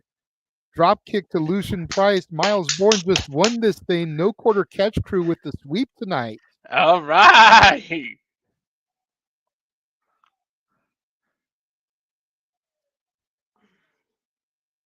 No Quarter Catch Crew having a hell of a Tuesday.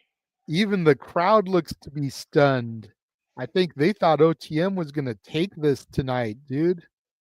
OTM not having a good night at all. OTM, none of them.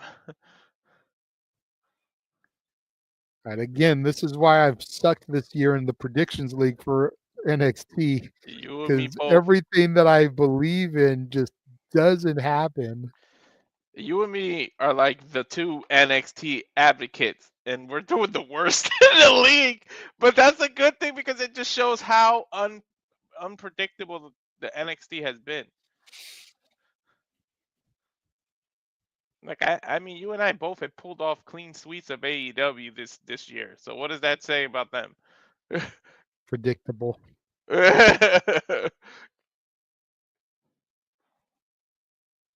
I gotta believe No Quarter Catch Crew would win the titles.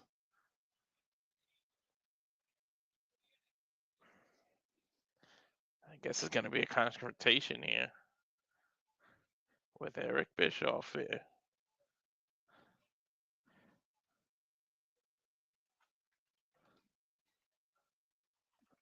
Coming up I next, get- Eric Bischoff is going to mediate and moderate Trick and Ridge. That'll be the start of the second hour here.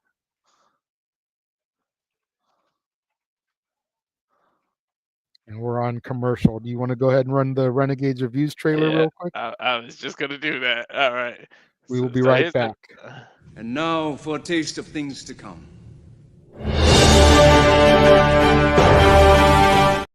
Sorry, hit the wrong.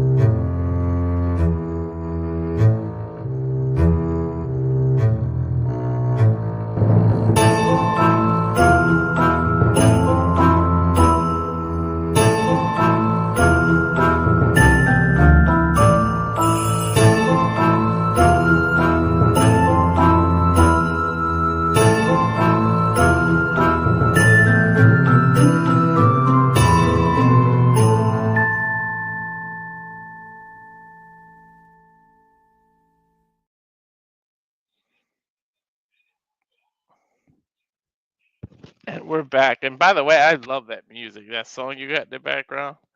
Thank you. Thank you. Yeah. Slipstream is where I find my music for trailers now. Because whenever you download a song, you can listen to them first, see if you like them. Then when you download them, they give you the license to put in your YouTube clips, which Oh, I okay. always make sure I send to you. That one is the Yeah. Dark Xmas. Yeah. That's what that one is called. It reminds me of The Nightmare Before Christmas for some reason.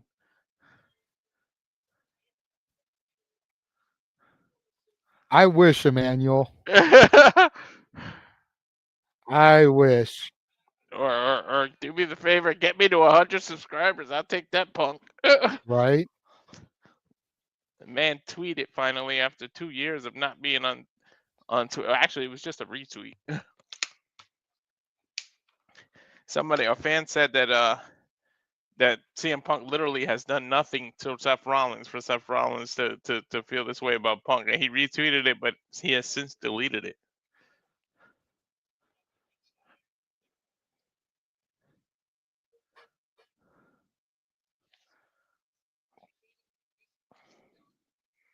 I don't know how this is going to work. You got to... we talked about it, how he created, quote unquote, in kayfabe, that the Elimination Chamber. Maybe his whole purpose here is to announce some kind of stipulation between Trick Sure. and Rick. Fair. Hey, maybe loser leaves NXT type thing, and that's Trick's way to the main roster. I mean, I doubt that, but you never know.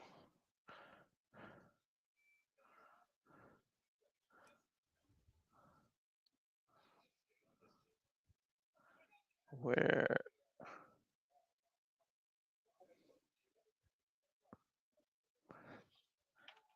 one can only speculate what they're going to talk about.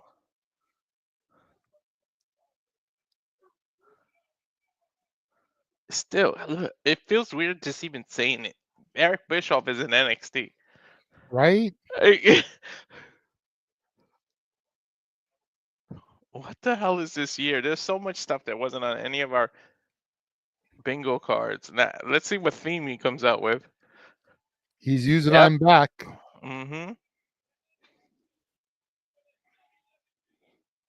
I actually like that theme.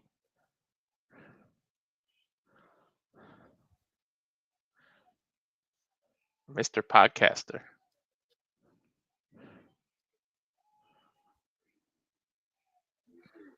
Giving the too sweet to the NWO shirt guy.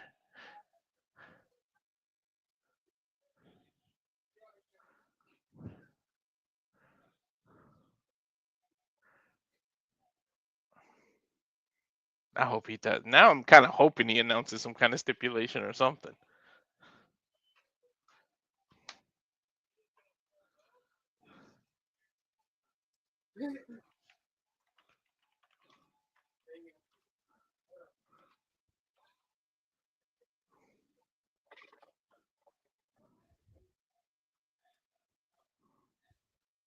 Crowd chanting NWO.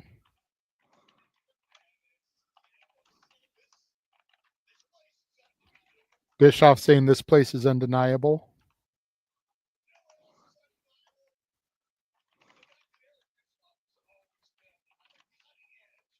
What else is undeniable? The fact that Eric Bischoff's always been on the cutting edge of wrestling.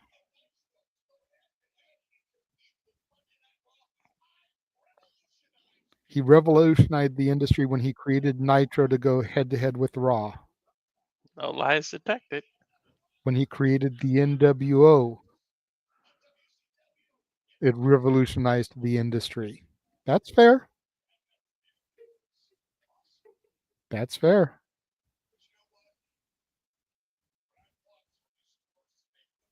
So when he walked through these doors for the first time at NXT, that same feeling ran over him, an awesome feeling. Says the revolution is happening here in NXT and we get to be a part of it. The people in the Performance Center, the audience. Crowd chanting NXT.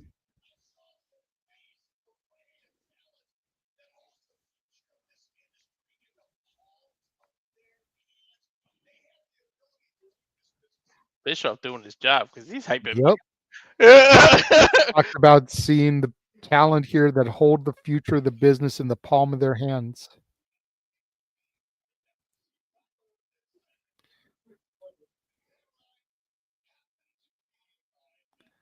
And now his guest for the night. Introducing first the man who killed Chase University, Ridge Holland. Oop, I think I put Rick instead of Ridge. Oops. We know I speak typo. Botch!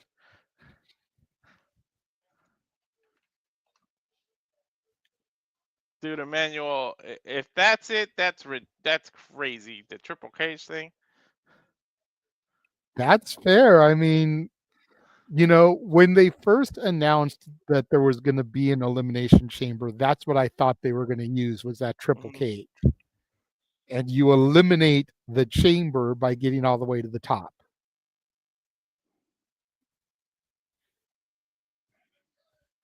And here comes the current reigning and defending NXT champion, Trick Williams. I'm going to let you do it tonight, Walter. Give us the Booker T ad-libs. All right. Whoop that Trick. Uh-huh. I like it. Oh, yeah, man. Booker has that. You know he does that. Trick looking good in that blue suit, though. Yeah. I like how when the lights hit it, it almost looks purple. Is that denim? Is it my man wearing denim? Denim suit.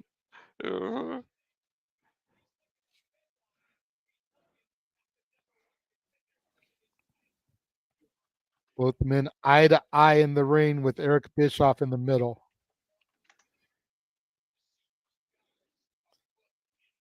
He said he couldn't wait for the opportunity to see them up close in person, face to face. The tension is palpable. You could cut it with a chainsaw. Damn, not even a knife, a chainsaw, dude.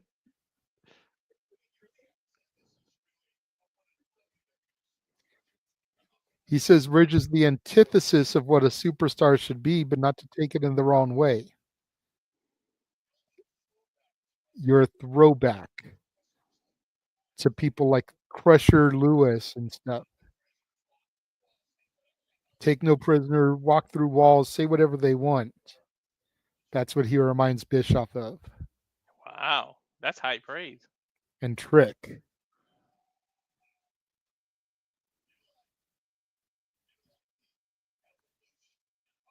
Trick is the evolution of the revolution. The collegiate athlete, the power, the size, the speed, the look, the charisma. Got the total package.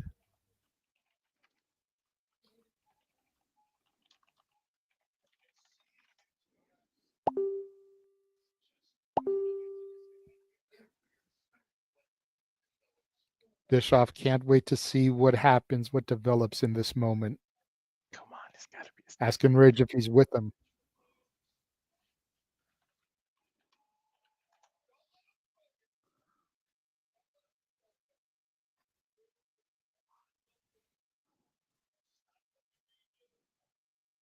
Ridge says the trick is nothing but a stand-up comedian with abs.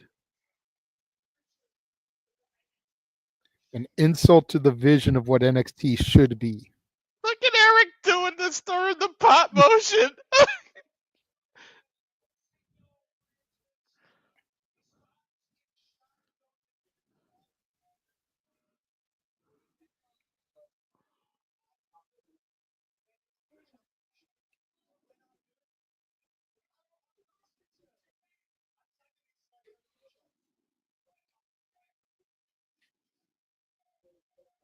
Crowd chanting Ridge is a wanker. He actually laughed about it. He couldn't hold it in.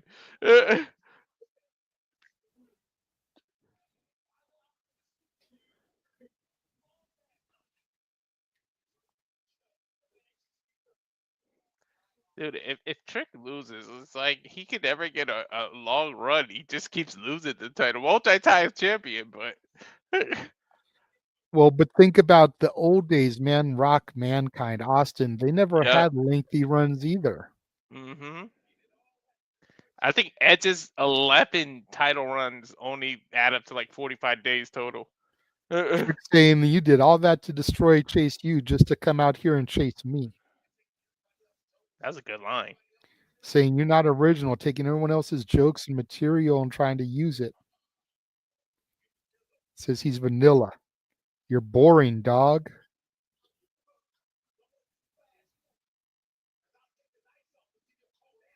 But don't let the flash fool you, because I'll take the ice off and give you a cold ass whooping. Says you wish you had what I have. Damn, Trick can talk. Yeah.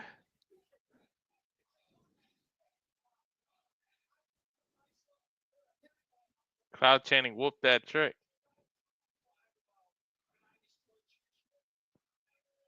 Sorry, JJ. Ridge saying that he proved what he was about when he destroyed Chase U. It's okay, JJ. And I'll Virtual prove hug. what I'm about when I beat you and take the championship.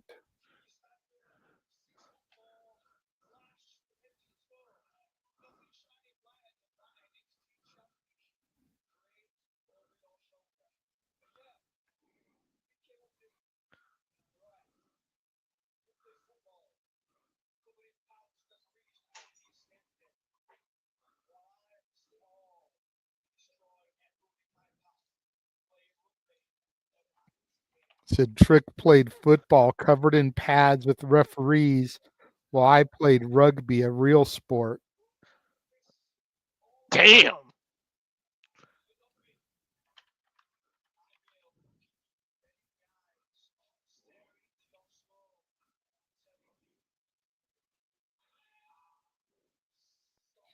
Ridge has called him soft.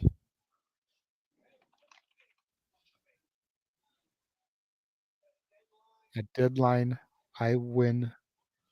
I will put you down. And I will leave as the NXT champion. Bah! It says you think I'm soft and just opened up on him. Both men throwing bows here in the rain. Double leg takedown, Trick on top, throwing punches, Austin style. Ridge rolls out of the rain. Trick's taking his jacket off now. Spears Trick into the rain apron there, throws him in the stairs. Now the $1 million question is, will Trick be 100% come deadline? I don't know. Does this lead to a table match too? Or something? You And can't. Bischoff is still in the ring watching all this. Just dropped Trick on top of the announce table. Table didn't break. But then Trick kind of spasming there. Could have caused some nerve damage to his head and neck. Look at the way he's holding his neck there, Walter. I know. I noticed it. I thought it was just going into like a weird psychosis like Orton does. And Ridge laughing about it. I don't know. What's his move called? That stuttering, that holding DDT. What is it called? I'm not sure. Yeah. We'll call it Ruffles because Ruffles have ridges. That was a good one. Damn, man. I thought Bischoff tried to tell him not to do it. He said, come on. I don't know if you heard it. He screamed at him. I thought he was going to announce some kind of stipulation to the match. Well, maybe when they come back from commercial, they will. I do love that he was stirring the pot. He just kept... Yeah, the freaking Bischoff Bischoff does, man. Bischoff is a shit stirrer. Especially, he's got a podcast. He knows what he's doing.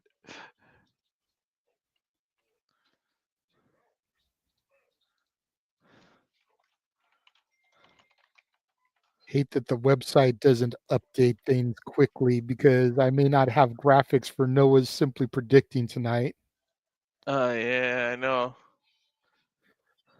Which really quickly, let's go ahead and plug that for all you guys that are enjoying this, all you guys that are into NXT, watching along, 10:30 Eastern, 7:30 Pacific, immediately following NXT. Give us a little bit of a break to refill our drinks, grab a bite to eat, use the bathroom. But we'll be right back here, simply predicting NXT deadline. And if they don't have graphics ready, then it'll be a graphic-less show, but I am keeping tabs on the matches so that I can send them to Noah. Still got a little bit less than an hour to go. We've got our men's second chance, last chance qualifier match. We've still got Gigi Dolan in action. We've still got Carmen Petrovich versus Nikita Lyons still to come here this evening. 3 more matches guaranteed. We don't know who Gigi is fighting. I wouldn't be surprised if it's Jasmine Nix. I wouldn't be surprised if it's someone from Fatal Influence, but I don't think they're going to give her to Fallon or JC right away. That's why I think it'll be Jasmine. I know. I saw me a good picture of Gigi earlier. Easy there. Don't forget your wife's paying attention. She's the way you have to look down the hall. It may not even be your wife coming for you. She may send your son again. Right. That's why I got the camera angle that way. That there, I can see the little hallway right there. Yeah, you didn't see it coming last time, though. I know.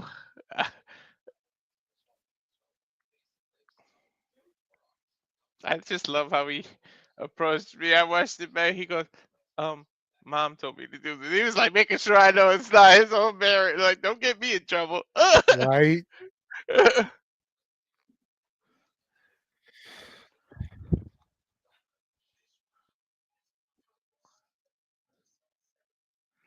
Oh God, I love that NXT got a deal and everything, but I wish it was a different network, man.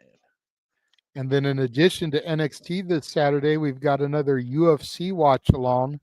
Walter and James calling the action on that one. Yeah, UFC 310, which had to change the main event due to the injury to Bilal Muhammad, who popped up on Survivor Series crowd. We're back. They're stretching Trick Williams out of the arena after that DDT style maneuver that Ridge did to him on the announce table. Got to make sure Trick is able to even get to deadline. Now we're back to Sarah Schreiber.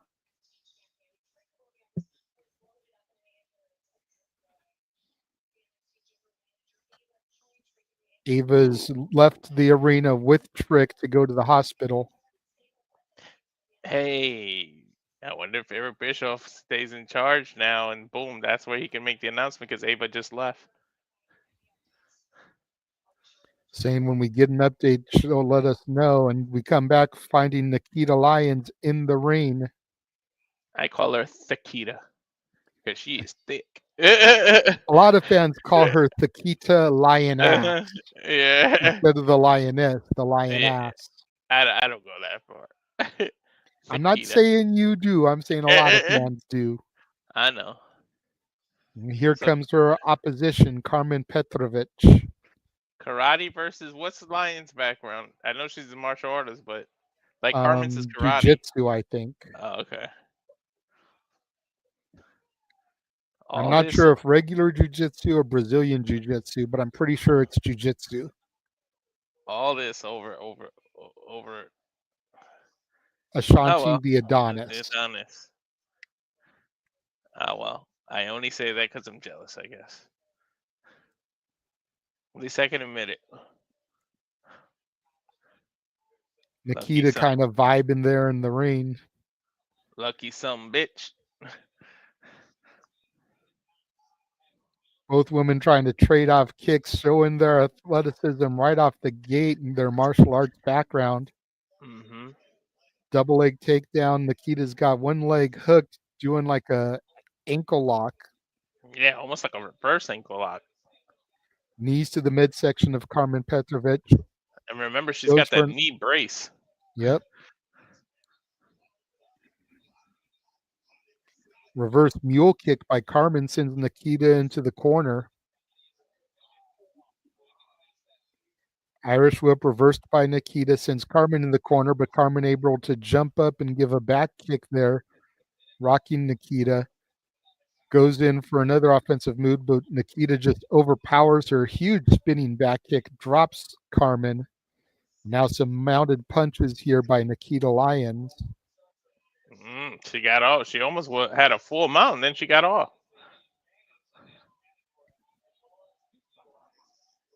Stop showing off, Nikita, and focus. Carmen is dangerous.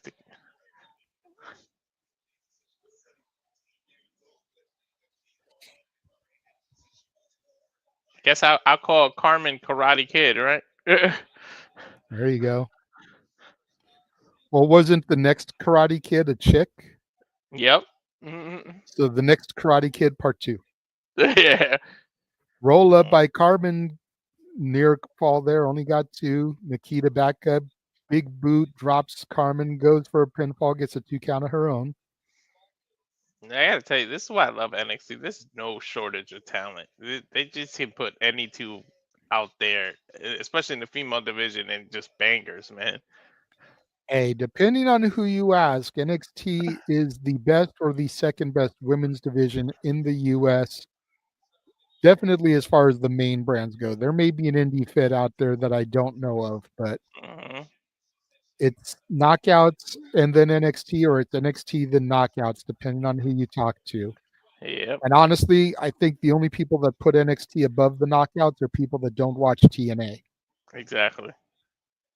I love my NXT. I love these women, but I still feel the knockouts division is superior. Me too. Small margin. NXT is closing the gaps. Big sling blade by Carmen dropping Nikita there. Especially gets one, gets a 2, but Nikita kicks out. The role that Masha has been on is freaking incredible. Well, and Jordan Grace before that. Mm-hmm. Big German suplex release from Nikita to Carmen there. To the point where we're speculating Jordan might have been being signed to WWE. Yep. Nikita goes for the Vader bomb, but misses. And here comes Ashanti out. But yeah, but who's he cheering for? Exactly. It looks like he's trying to encourage Carmen here, getting her back on her feet. I smell a bait. Throws her out of the way. Nikita clocks Ashanti the Adonis. Catches her with the kick. Does Carmen with the pinfall. 1, 2, 3. That's legit. For people that don't think like moves like Lola's spinning back fist and that just that high karate kick, let me kick you in your equilibrium, see what happens. Right? And now Carmen coming outside. What's she gonna do here? She's walking up to Ashanti, his arms wide open like Creed. And she just says, "You pushed me." He said, "What are you talking about? He pushed you, but It's he like did he push just you out of helped the her way. win. He And all she definitely could pushed think her out about of is the the way. fact that he pushed her. Yeah. Mr. Spears.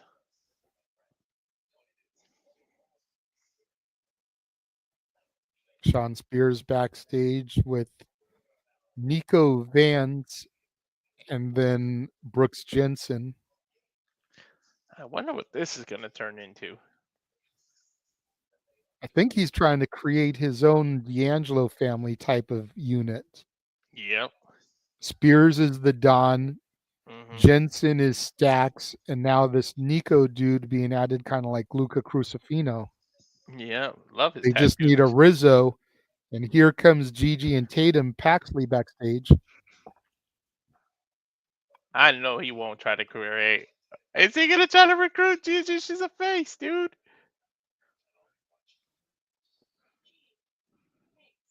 Spears tells Gigi that he'll be watching, and she's just like, "Gee, thanks." And Tatum calls him creepy. The irony. Look at the doll with the red hair, the orange hair. Mhm. Too Gotta many be commercials. mindful of Tatum, man.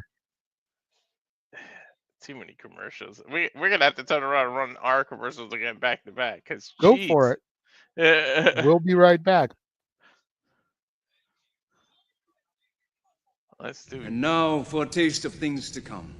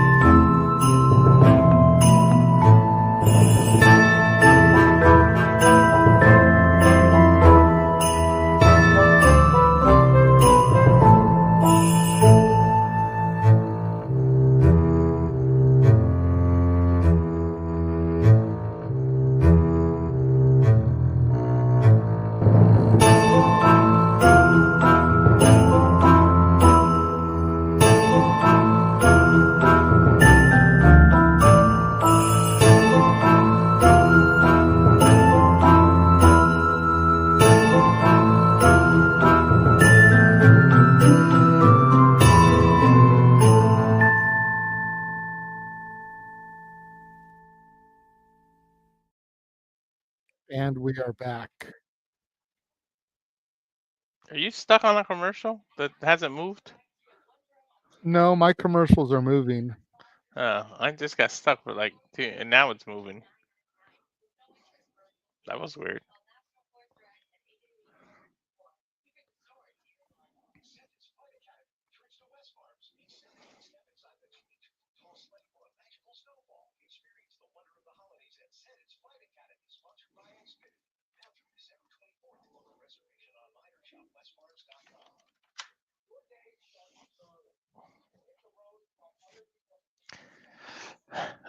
So far good NXT. Oh man, they just added that Lola and Jaida. I cannot freaking wait.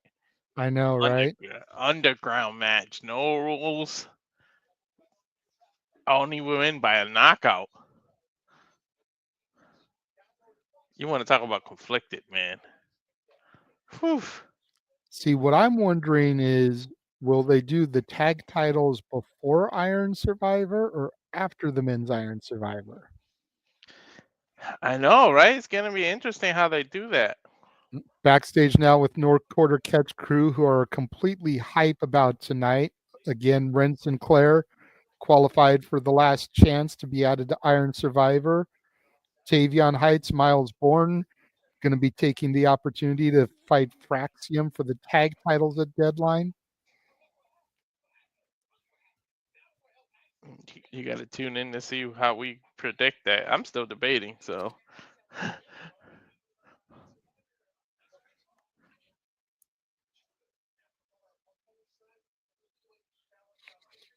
I think it's hilarious the way she calls him Charles and his name is Charlie. Mm-hmm. It's almost like his father disciplining him. Yeah, you know when your parents say your whole actual name. Mm-hmm.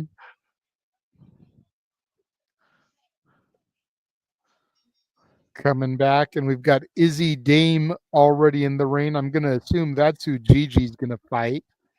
And Izzy's about to die because Gigi is back with a vengeance. Didn't expect it to be Izzy Dame. Yeah, me neither. I figured it would be a member of the Fatal Attraction, the Fatal Influence. But you know they're going to get involved here. Of course. Gigi being accompanied by Tatum Paxley here. I don't know why. Gigi reminds me of Emma. Don't do that.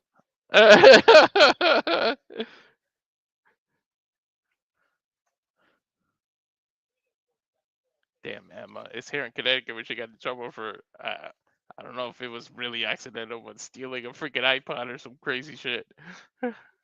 You know, if Fatal Influence comes in and causes this match to get thrown out,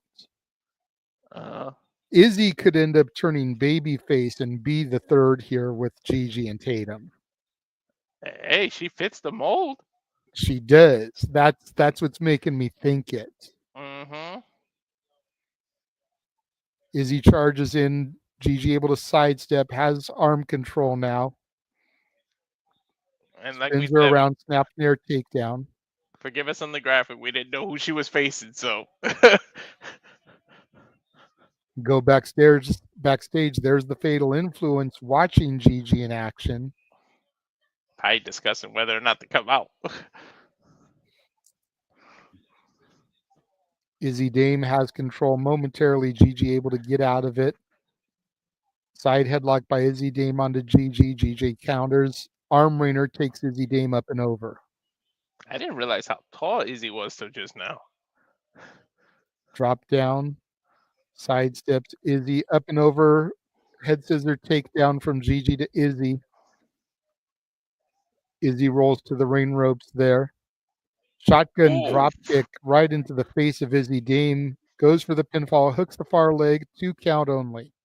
Izzy literally whiplashed off that bottom rope. And there's Sean Spears out to spectate.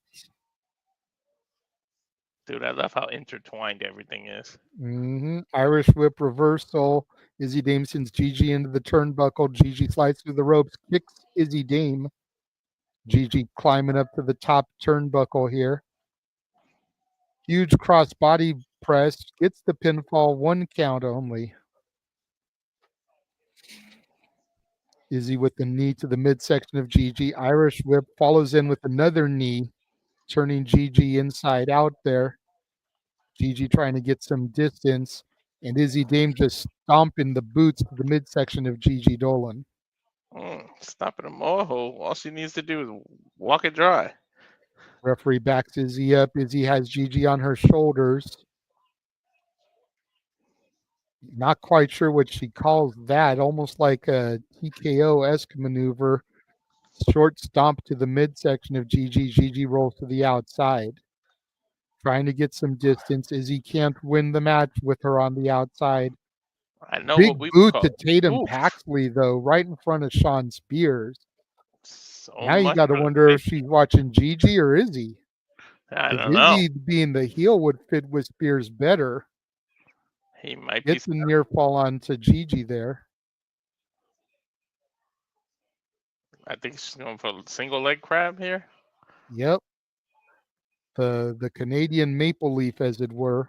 Mm-hmm. Gigi able to get a little bit of reversal there.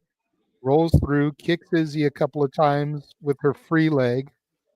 Gets the distance, a little bit of a backup. And now Gigi with some forearms and kicks and a rising knee to the face of Izzy. Gigi with some forearm shots, taking Izzy down, and a spin kick rocks her. Mm-hmm. Ripcord lariat, the Rainmaker, gets the one, gets the two. Izzy counters, 1, 2. Oh, that was a nice counter. That was. Izzy hangs Gigi up on the top rope. Irish whip sends Gigi in the corner, tries to charge in with the spear. Gigi moves out of the way. Izzy misses. It's hard to keep saying Gigi Izzy, Gigi Izzy. Right? Gigi with her finisher, not sure what she calls it, but she got the 3 count there on Izzy Dame, much as we figured she would. We call it effective.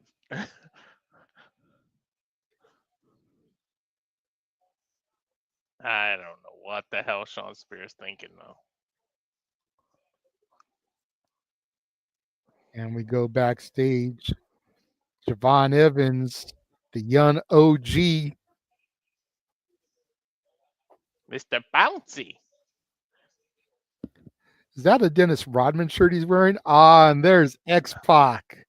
That is a Rodman shirt. Rodman. Oh, come on. Instead of X-Pac heat, get the X-Pac rub.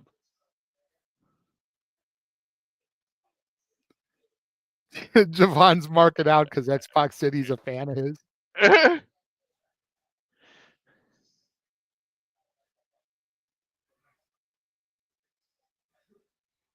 X-Pac saying that he's the same age that Javon is when he got that big victory over Razor Ramon.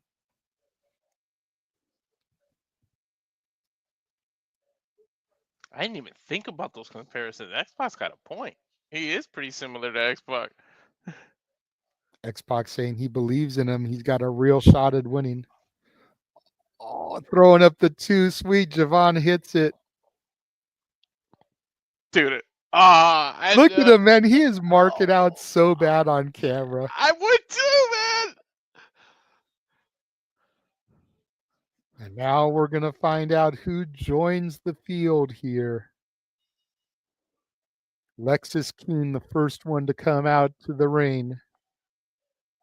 Dude, I love his entrance, by the way. I don't think he gets enough credit. Yeah, the way he slides in on that throne, I think, is epic. Yeah. Cinema. The question is will he be able to keep that on the main roster? Because that may take too much time for like Raw or SmackDown. It's true. Hey, if the Fiend could get that door, man, I seen that live. That took forever to set that up. I watched them and how they set that up. Not comparing Lexis King to the Fiend at all. I'm just talking about entrance-wise. People don't get mad at me. Right.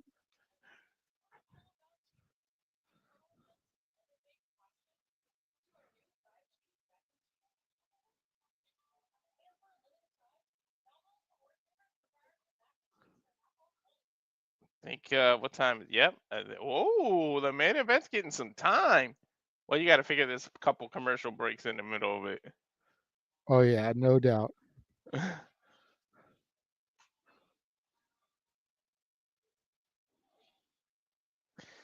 I don't know. I'm starting to regret saying Eddy Thorpe has no chance after what happened to the females now. Right? I'm not gonna lie, I'm having second thoughts too. I'm like, shit, they're gonna make us eat those words.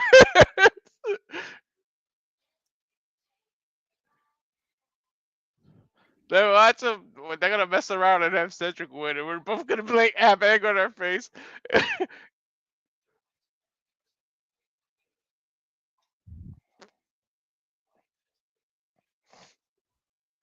That'd be a full-on omelet in our face if Cedric wins.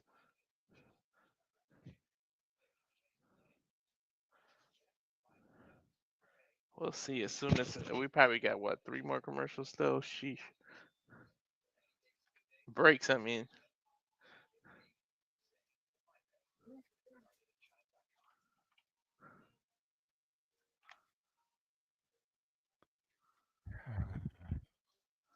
Just wish that the website and the social medias were more up on these graphics here. Yep. Like we've known for over an hour now who got added to the women's match. They still haven't added that to the website. No, you refresh WWE.com constantly and it's still, or Twitter or Facebook. Yep. Once this match starts, I'm gonna put my stream onto full screen. That way, if they start doing like a hype package, I can try to screenshot the stuff. Yeah. At least just for tonight, because they probably won't update it till tomorrow. No, in WWE. Right, and we need those things for simply predicting. They'll probably do it Thursday, just to give people to watch the Wednesday replay. Right.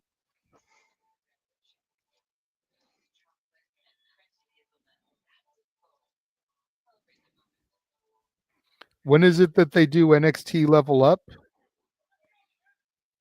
I think that is Thursdays. Let me double check. Never watched that. That's the one show I don't watch is Level Up. Me neither. I don't watch that or Speed. Yeah. Okay. I don't watch that either. I also don't watch Main Event. I just meant as far as NXT goes. I watch the main show. I don't watch Level Up. The developmental. Fridays, 10 p.m. Okay. So after SmackDown. Okay. It's like they may not give us an update on Trick until then. Yeah. I really thought it was just going to be at a stipulation. They completely took Trick. I guess you got to take Ridge serious now after that. Not that you didn't before, but sheesh. Yep. Wow. Lexis Queen Axiom in the ring already. Here comes Cedric Alexander. Your tag team champion didn't get his entrance because of commercial, but Cedric did? Somebody screwed that up.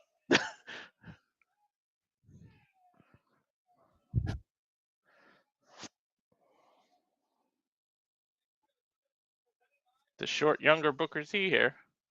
Right. I'm shocked he got an entrance.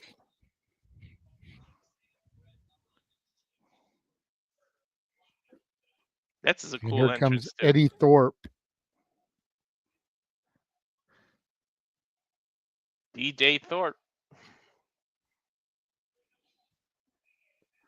Who's the Mortal Kombat character that was like Thank you. That's who he reminds me of.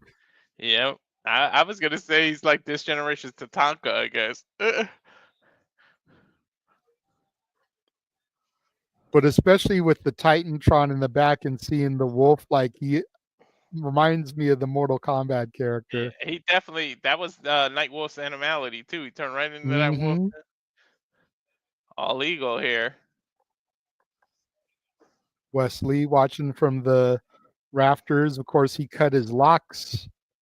That's what I meant last week when I said I don't want to spoil it, but somebody got a haircut. Javon Evans out in the crowd watching. You talk about the former Chase U student section. Bell rings. Eddy Thorpe with a big boot to Lexis Keene right out the gate. Now Axiom's got Eddy Thorpe. Cedric Alexander comes in, gets Axiom. Thorpe and Alexander rock each other. Shoulder tackle from Alexander takes down Eddy Thorpe. Drop down from Eddy. Alexander off the ropes, leapfrog over. Turning crossbody, Eddy Thorpe with a pinfall. Only gets a one because Axiom comes in and breaks it up. That almost looked like a mistake for a second. Going to be some hot and heavy action here in the early goings, Walter. I can feel it already. Yeah, it's going to be hard to keep up. Jesus. Lexis Keen coming back now. Feet of Fury, leapfrog over Alexander, dropped roll through. Charges at Alexander. Hurricane Rana takedown from Lexis Keen to Cedric Alexander. I like how everybody had a good showing so far. Lexis Keen coming to charge in, but Axiom drops him down with a kick from the outside. Eddy Thorpe just launches Axiom into Lexis Keen and charges, clotheslining Axiom over the top rope. It's amazing that mostly are smaller men. Eddy Thorpe is the biggest guy in this match. Yep. Roll up from Alexander to Thorpe, gets a 2 count. Dude, he Alexander just won't leave me alone. Right? Flatliner from Alexander to Eddy Thorpe. Gets the one. Axiom breaks it up, though, jumping off the back of Alexander, taking out in the corner. There's a man dressed as Santa Claus in the crowd. What the hell? Next to Javon? Yeah, like right in front of Javon Evans. Or behind him, I mean. I didn't know Meacham was in Florida. Right? Alexander and Axiom trading chops, and both men had the same idea with the clothesline. Both men down. Axiom to his feet first. Alexander up but stumbling. That was a hard thud, the way they hit each other. Both men dive through the ropes, taking out their respective guys on the outside. Axiom got Thorpe. Keen was taken out by Alexander.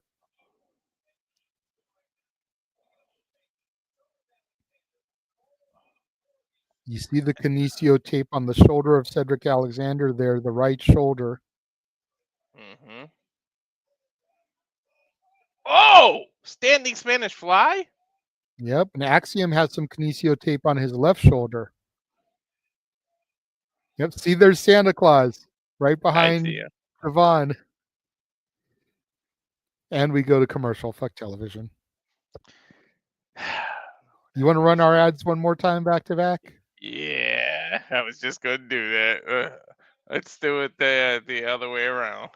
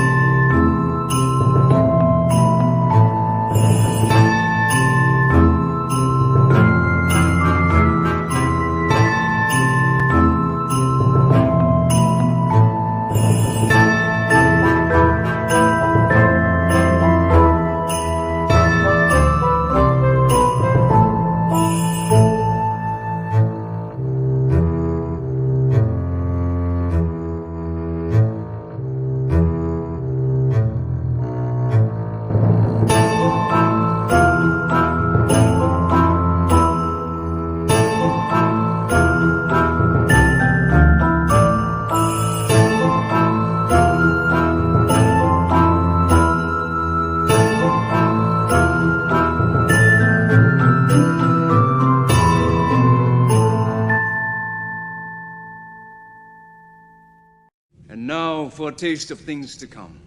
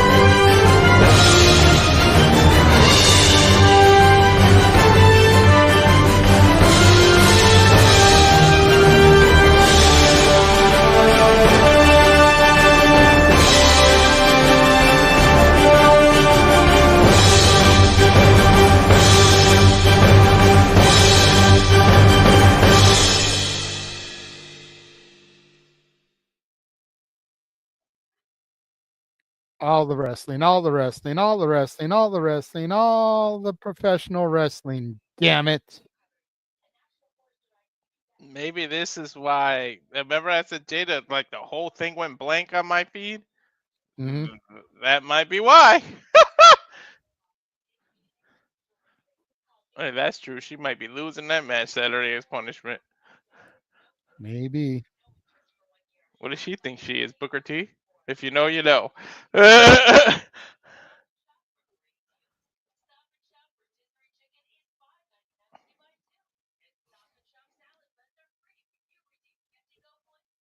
damn commercials, man.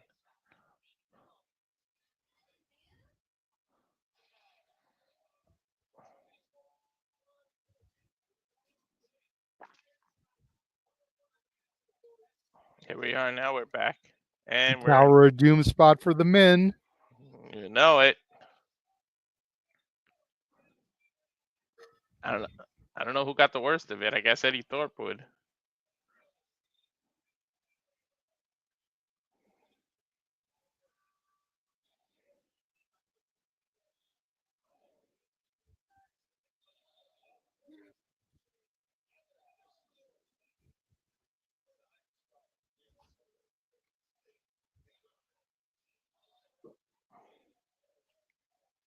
Sort of a Northern Light suplex bridge combination by Lexis King there. That was an awesome double pin. Yep. I apologize for the silence there. I was messaging Noah, letting him know that we may be graphic less tonight, but I am keeping tabs on the card, and he'll have the updated card as soon as the main event is over. Yeah. But I am done. We are back. You still see Frazier on the outside, both titles over his shoulders, his and Axiom's. Lexis King just threw Alexander back in the ring. Now he's going up to the top turnbuckle there. Is it me or this crowd is actually cheering for Lexis King? They kind of like his reforming. Went for a senton, gets the 2 count. Eddy Thorpe comes in and breaks it up. You got to keep in mind, Lexis King has been a reformed man here as of late, not as big of a slime ball as he was. Fans are reacting to that. Yeah, it's true. German suplex from Eddy Thorpe to Alexander. Big boot to Lexis King from Thorpe. Now he comes in, spins Axiom around, brainbuster, drops him, goes for the pinfall, gets the 1, gets the 2, but Axiom kicks out. He was right in the center of the ring, too. Nowhere near any ropes or anything. Axiom had to dig deep to kick out of that. Hell yeah, look at that brainbuster.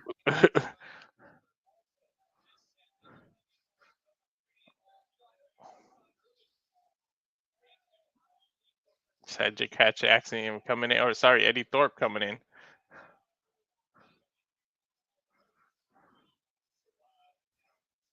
I don't know if I'm feeling Wesley with this haircut. You? It's Yeah, just, me neither. Maybe it'll take some getting used to, I guess. Inside crater roll up. Axiom gets the 2 count on Lexis King, and ooh, big running knee catches King. Setting Eddy Thorpe up on the top rope, hits that Spanish fly. 1, Gets a 2. 2. Oh, 2 3/4. Now he's going for an armbar submission here, trying to lock Eddy Thorpe, but Eddy Thorpe's got his fingers clasped. That was a Breaks quick the grip. transition. Frog splash from Alexander onto Axiom, breaks the hold. Damn, Paige looks Axiom rolls worried. to the outside.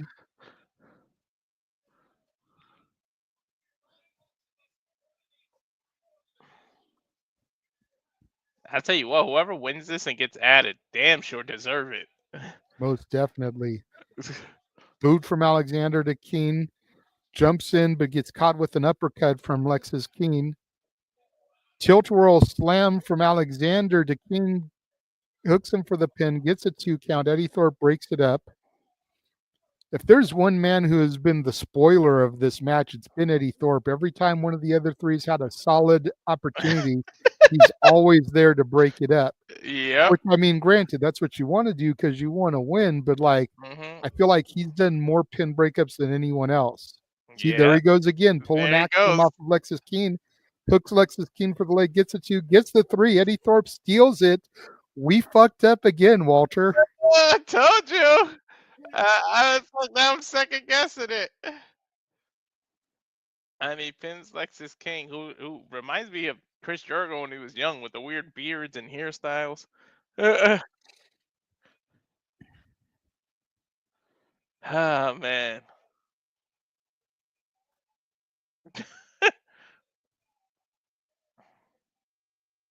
We definitely fucked up, man. But we still have like 15 minutes left of the broadcast, dude. That was our main event. It might be What's going to happen here?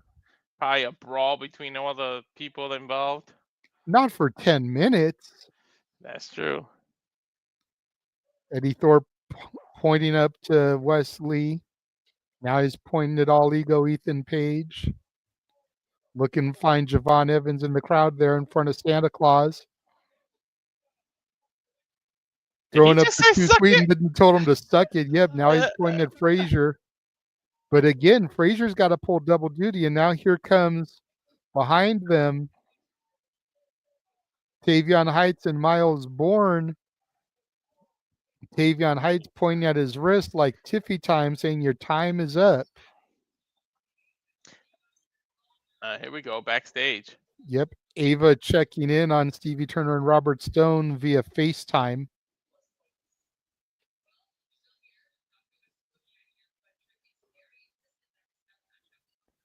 Ava saying that Trick is insistent that the title match happens.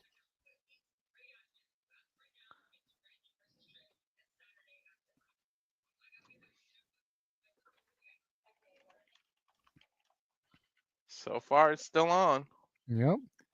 On Roxanne Perez is backstage. Looks like she is coming to the ring. Maybe she is going to address her competition. Maybe. And we're at commercial. All right, so when they come back from this commercial, they got to do the hype, run through the card, and I can grab my graphics that way, damn it. They better do it or else I'm going to be pissed. All right. Speaking of hyping, they're going through the Saturday night main event, which was a staple when we were young. Yep. Which, by the way, Noah said, no worries, as long as we got banners for each match that can scroll on the ticker. So I'll also send you the matches. Because I've been keeping tabs. Mm-hmm. And then you can then put that to the banners thing so we can have tickers.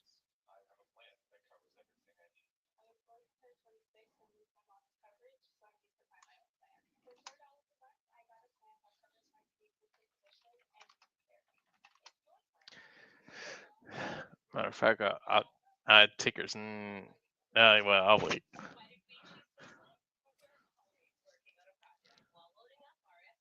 Did he? I don't want to step on his toes. I don't even know if he set the room up. Did he?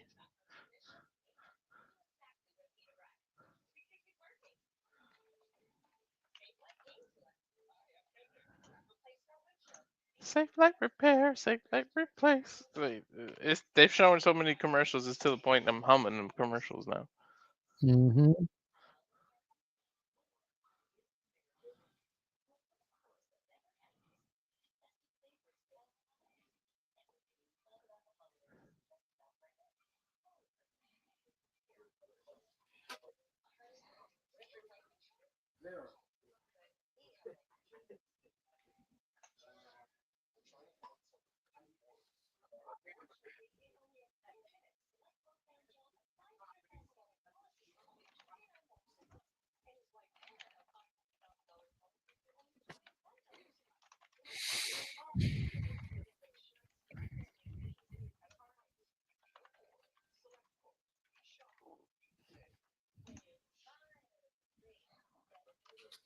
I mean, he said that he just woke up from his nap. He was going to get a bite to eat and get camera ready. So maybe when he's done eating, he's going to set up the room if you don't do it already. Yeah, I just mentioned it to do it because I know how he likes to word certain things when he's putting it on with all the hashtag. Yeah, right. And I sent him the graphic earlier for his banner for the YouTube. So. Yeah. Here we go with the Chick-fil-A commercial. Dude, they just opened a new Chick-fil-A kind of near my house. When I tell Nice. you the lines were in the street, like I was like, "Jeez!" And my son's like, "Can See, we go?" Hell to the no, we can't go. it's not that serious, yo. I feel the same way about In-N-Out. Like, don't get me wrong, an In-N-Out burger is good, but it ain't that damn good. Where you've got to have the drive-through line extending into the street to the traffic light and shit. Sometimes going past the traffic light where it's on the other side of the street. It's like In-N-Out ain't that damn good. It's not worth it. Like I'll take my ass to Carl's Jr., get a big Carl, which is the same thing as a fucking Big Mac, same thing as a double, or no, it's the California Classic. That's the one that's like their double double. Yeah. Cheaper, quicker. Cora Jade in the office is now saying Kelani Jordan's the reason she's not going to Deadline.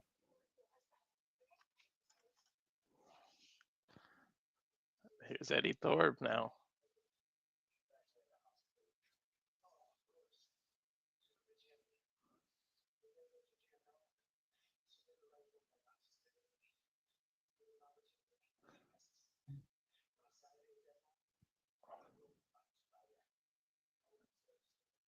Eddy Thorpe saying no one deserves it more than him, and Ava did the right thing by not suspending him. Oh, look at the face of Robert Stone and Stevie Turner. Here we go. Getting our graphics, damn it. Uh-huh.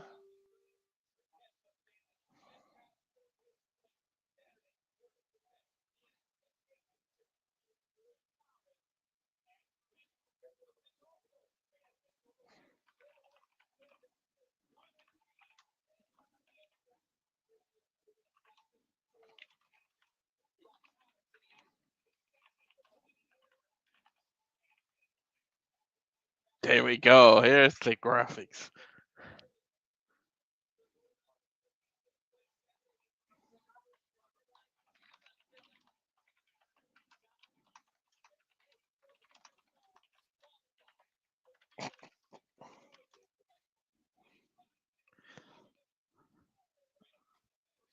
You got to figure those matches are 25 minutes. That's easy an hour for those two matches just off of the entrances and all that. The Iron Survivor, They hell didn't yeah. show the women's one though. No. Because we They got the showing this woman, prodigy though. Roxanne Perez coming out to the ring now. Standing backwards too. Dude, they're NXT cannot miss with the women, man. Shit.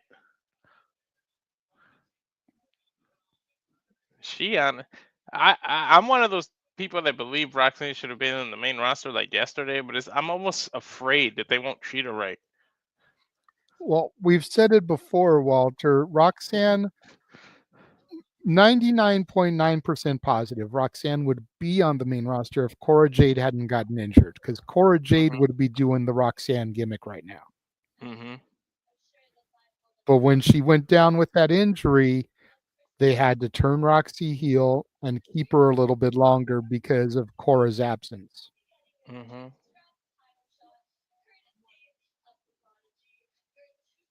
I know who is proud. Booker T's over there like a proud papa. Hell yeah.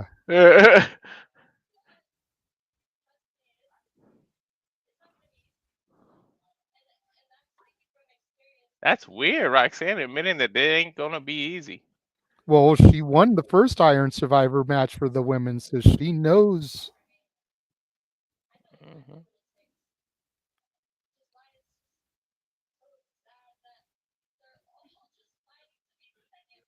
Ah, there we go. That's the Roxanne I know.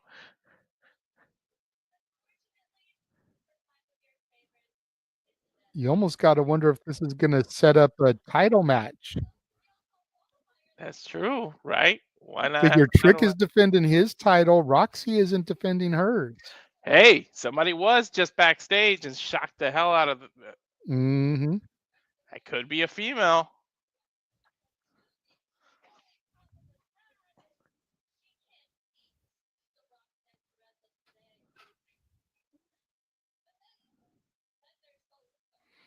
Right now, she's going through everybody in the Iron Survivor match.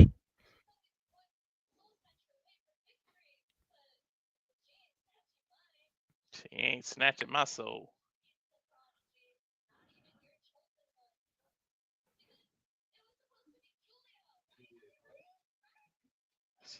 She's saying it was supposed to be Julia that beat me. I'm almost wondering if who they saw was someone from TNA. Right. What if it's Jordan Grace again? Nah, that's already been there, done that. What if it's Yeah. Masha? Right?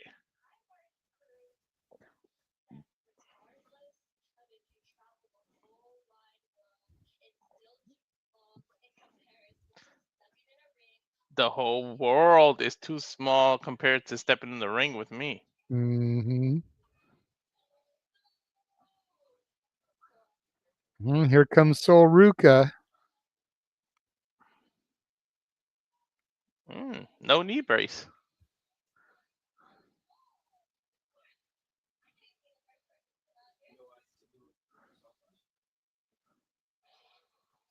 Why did they blank it out? What did she call her? And here comes Zarya. Just going to have the parade of Iron Survivor women. I'm still curious who was in the office. Like, you just gonna leave us hanging like that, Sean?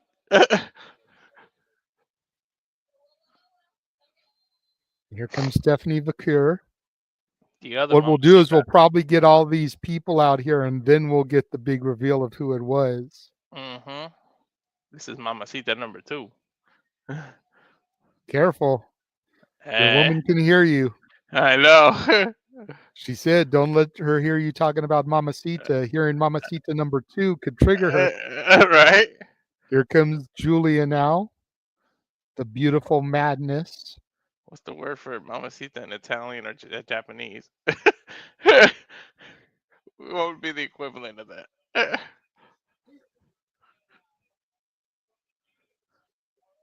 Just need Wren Sinclair now, who qualified earlier this evening.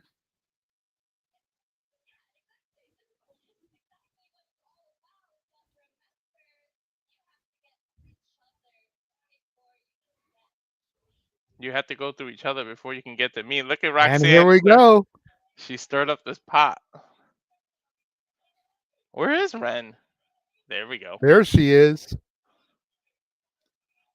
Just cold-cocked Roxanne and grabs the championship. Yeah, that's a good way since it's an odd number. That was a good way to have her come out. Wonder what future superstars we got as security.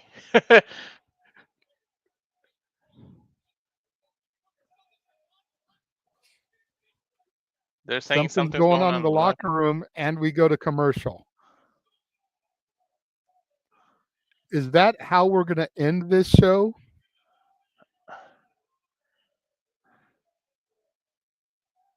Are you serious?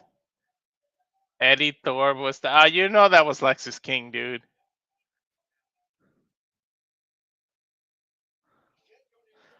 That's it. Eddy Thorpe was taken out, and they leave us hanging. You know that was Lexis I didn't King. even see that. Yeah, they showed Eddy Thorpe taken out, and Lexis King and Cedric. Everybody who's involved in that match is leaning over him, concerned, trying to help him out. You got to believe that was Lexis King that took him out. After you just said he's been on this redemption. I mean, it would make sense, but like I said, I didn't see anything. All I heard was something is happening backstage in the locker room, and then it went to the news. Oh, wow. I didn't see any of that.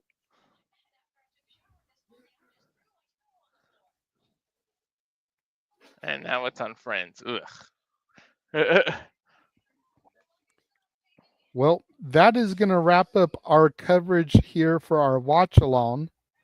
Make sure you guys tune in about a half hour when we simply predict NXT deadline. For Mr. Reliable Walter Cruz, I am the Renegade of Wrestling, JJ Williams. Thanking y'all for joining us for this special impromptu presentation. And we will catch you guys on Thursday when we do our MLW watch along for the Eric Bischoff one shot. And, I'm a little surprised he didn't promote that when he was in the ring. I was just thinking that, like, he didn't plug that. We'll see you guys later. Mm-hmm. Mamacita.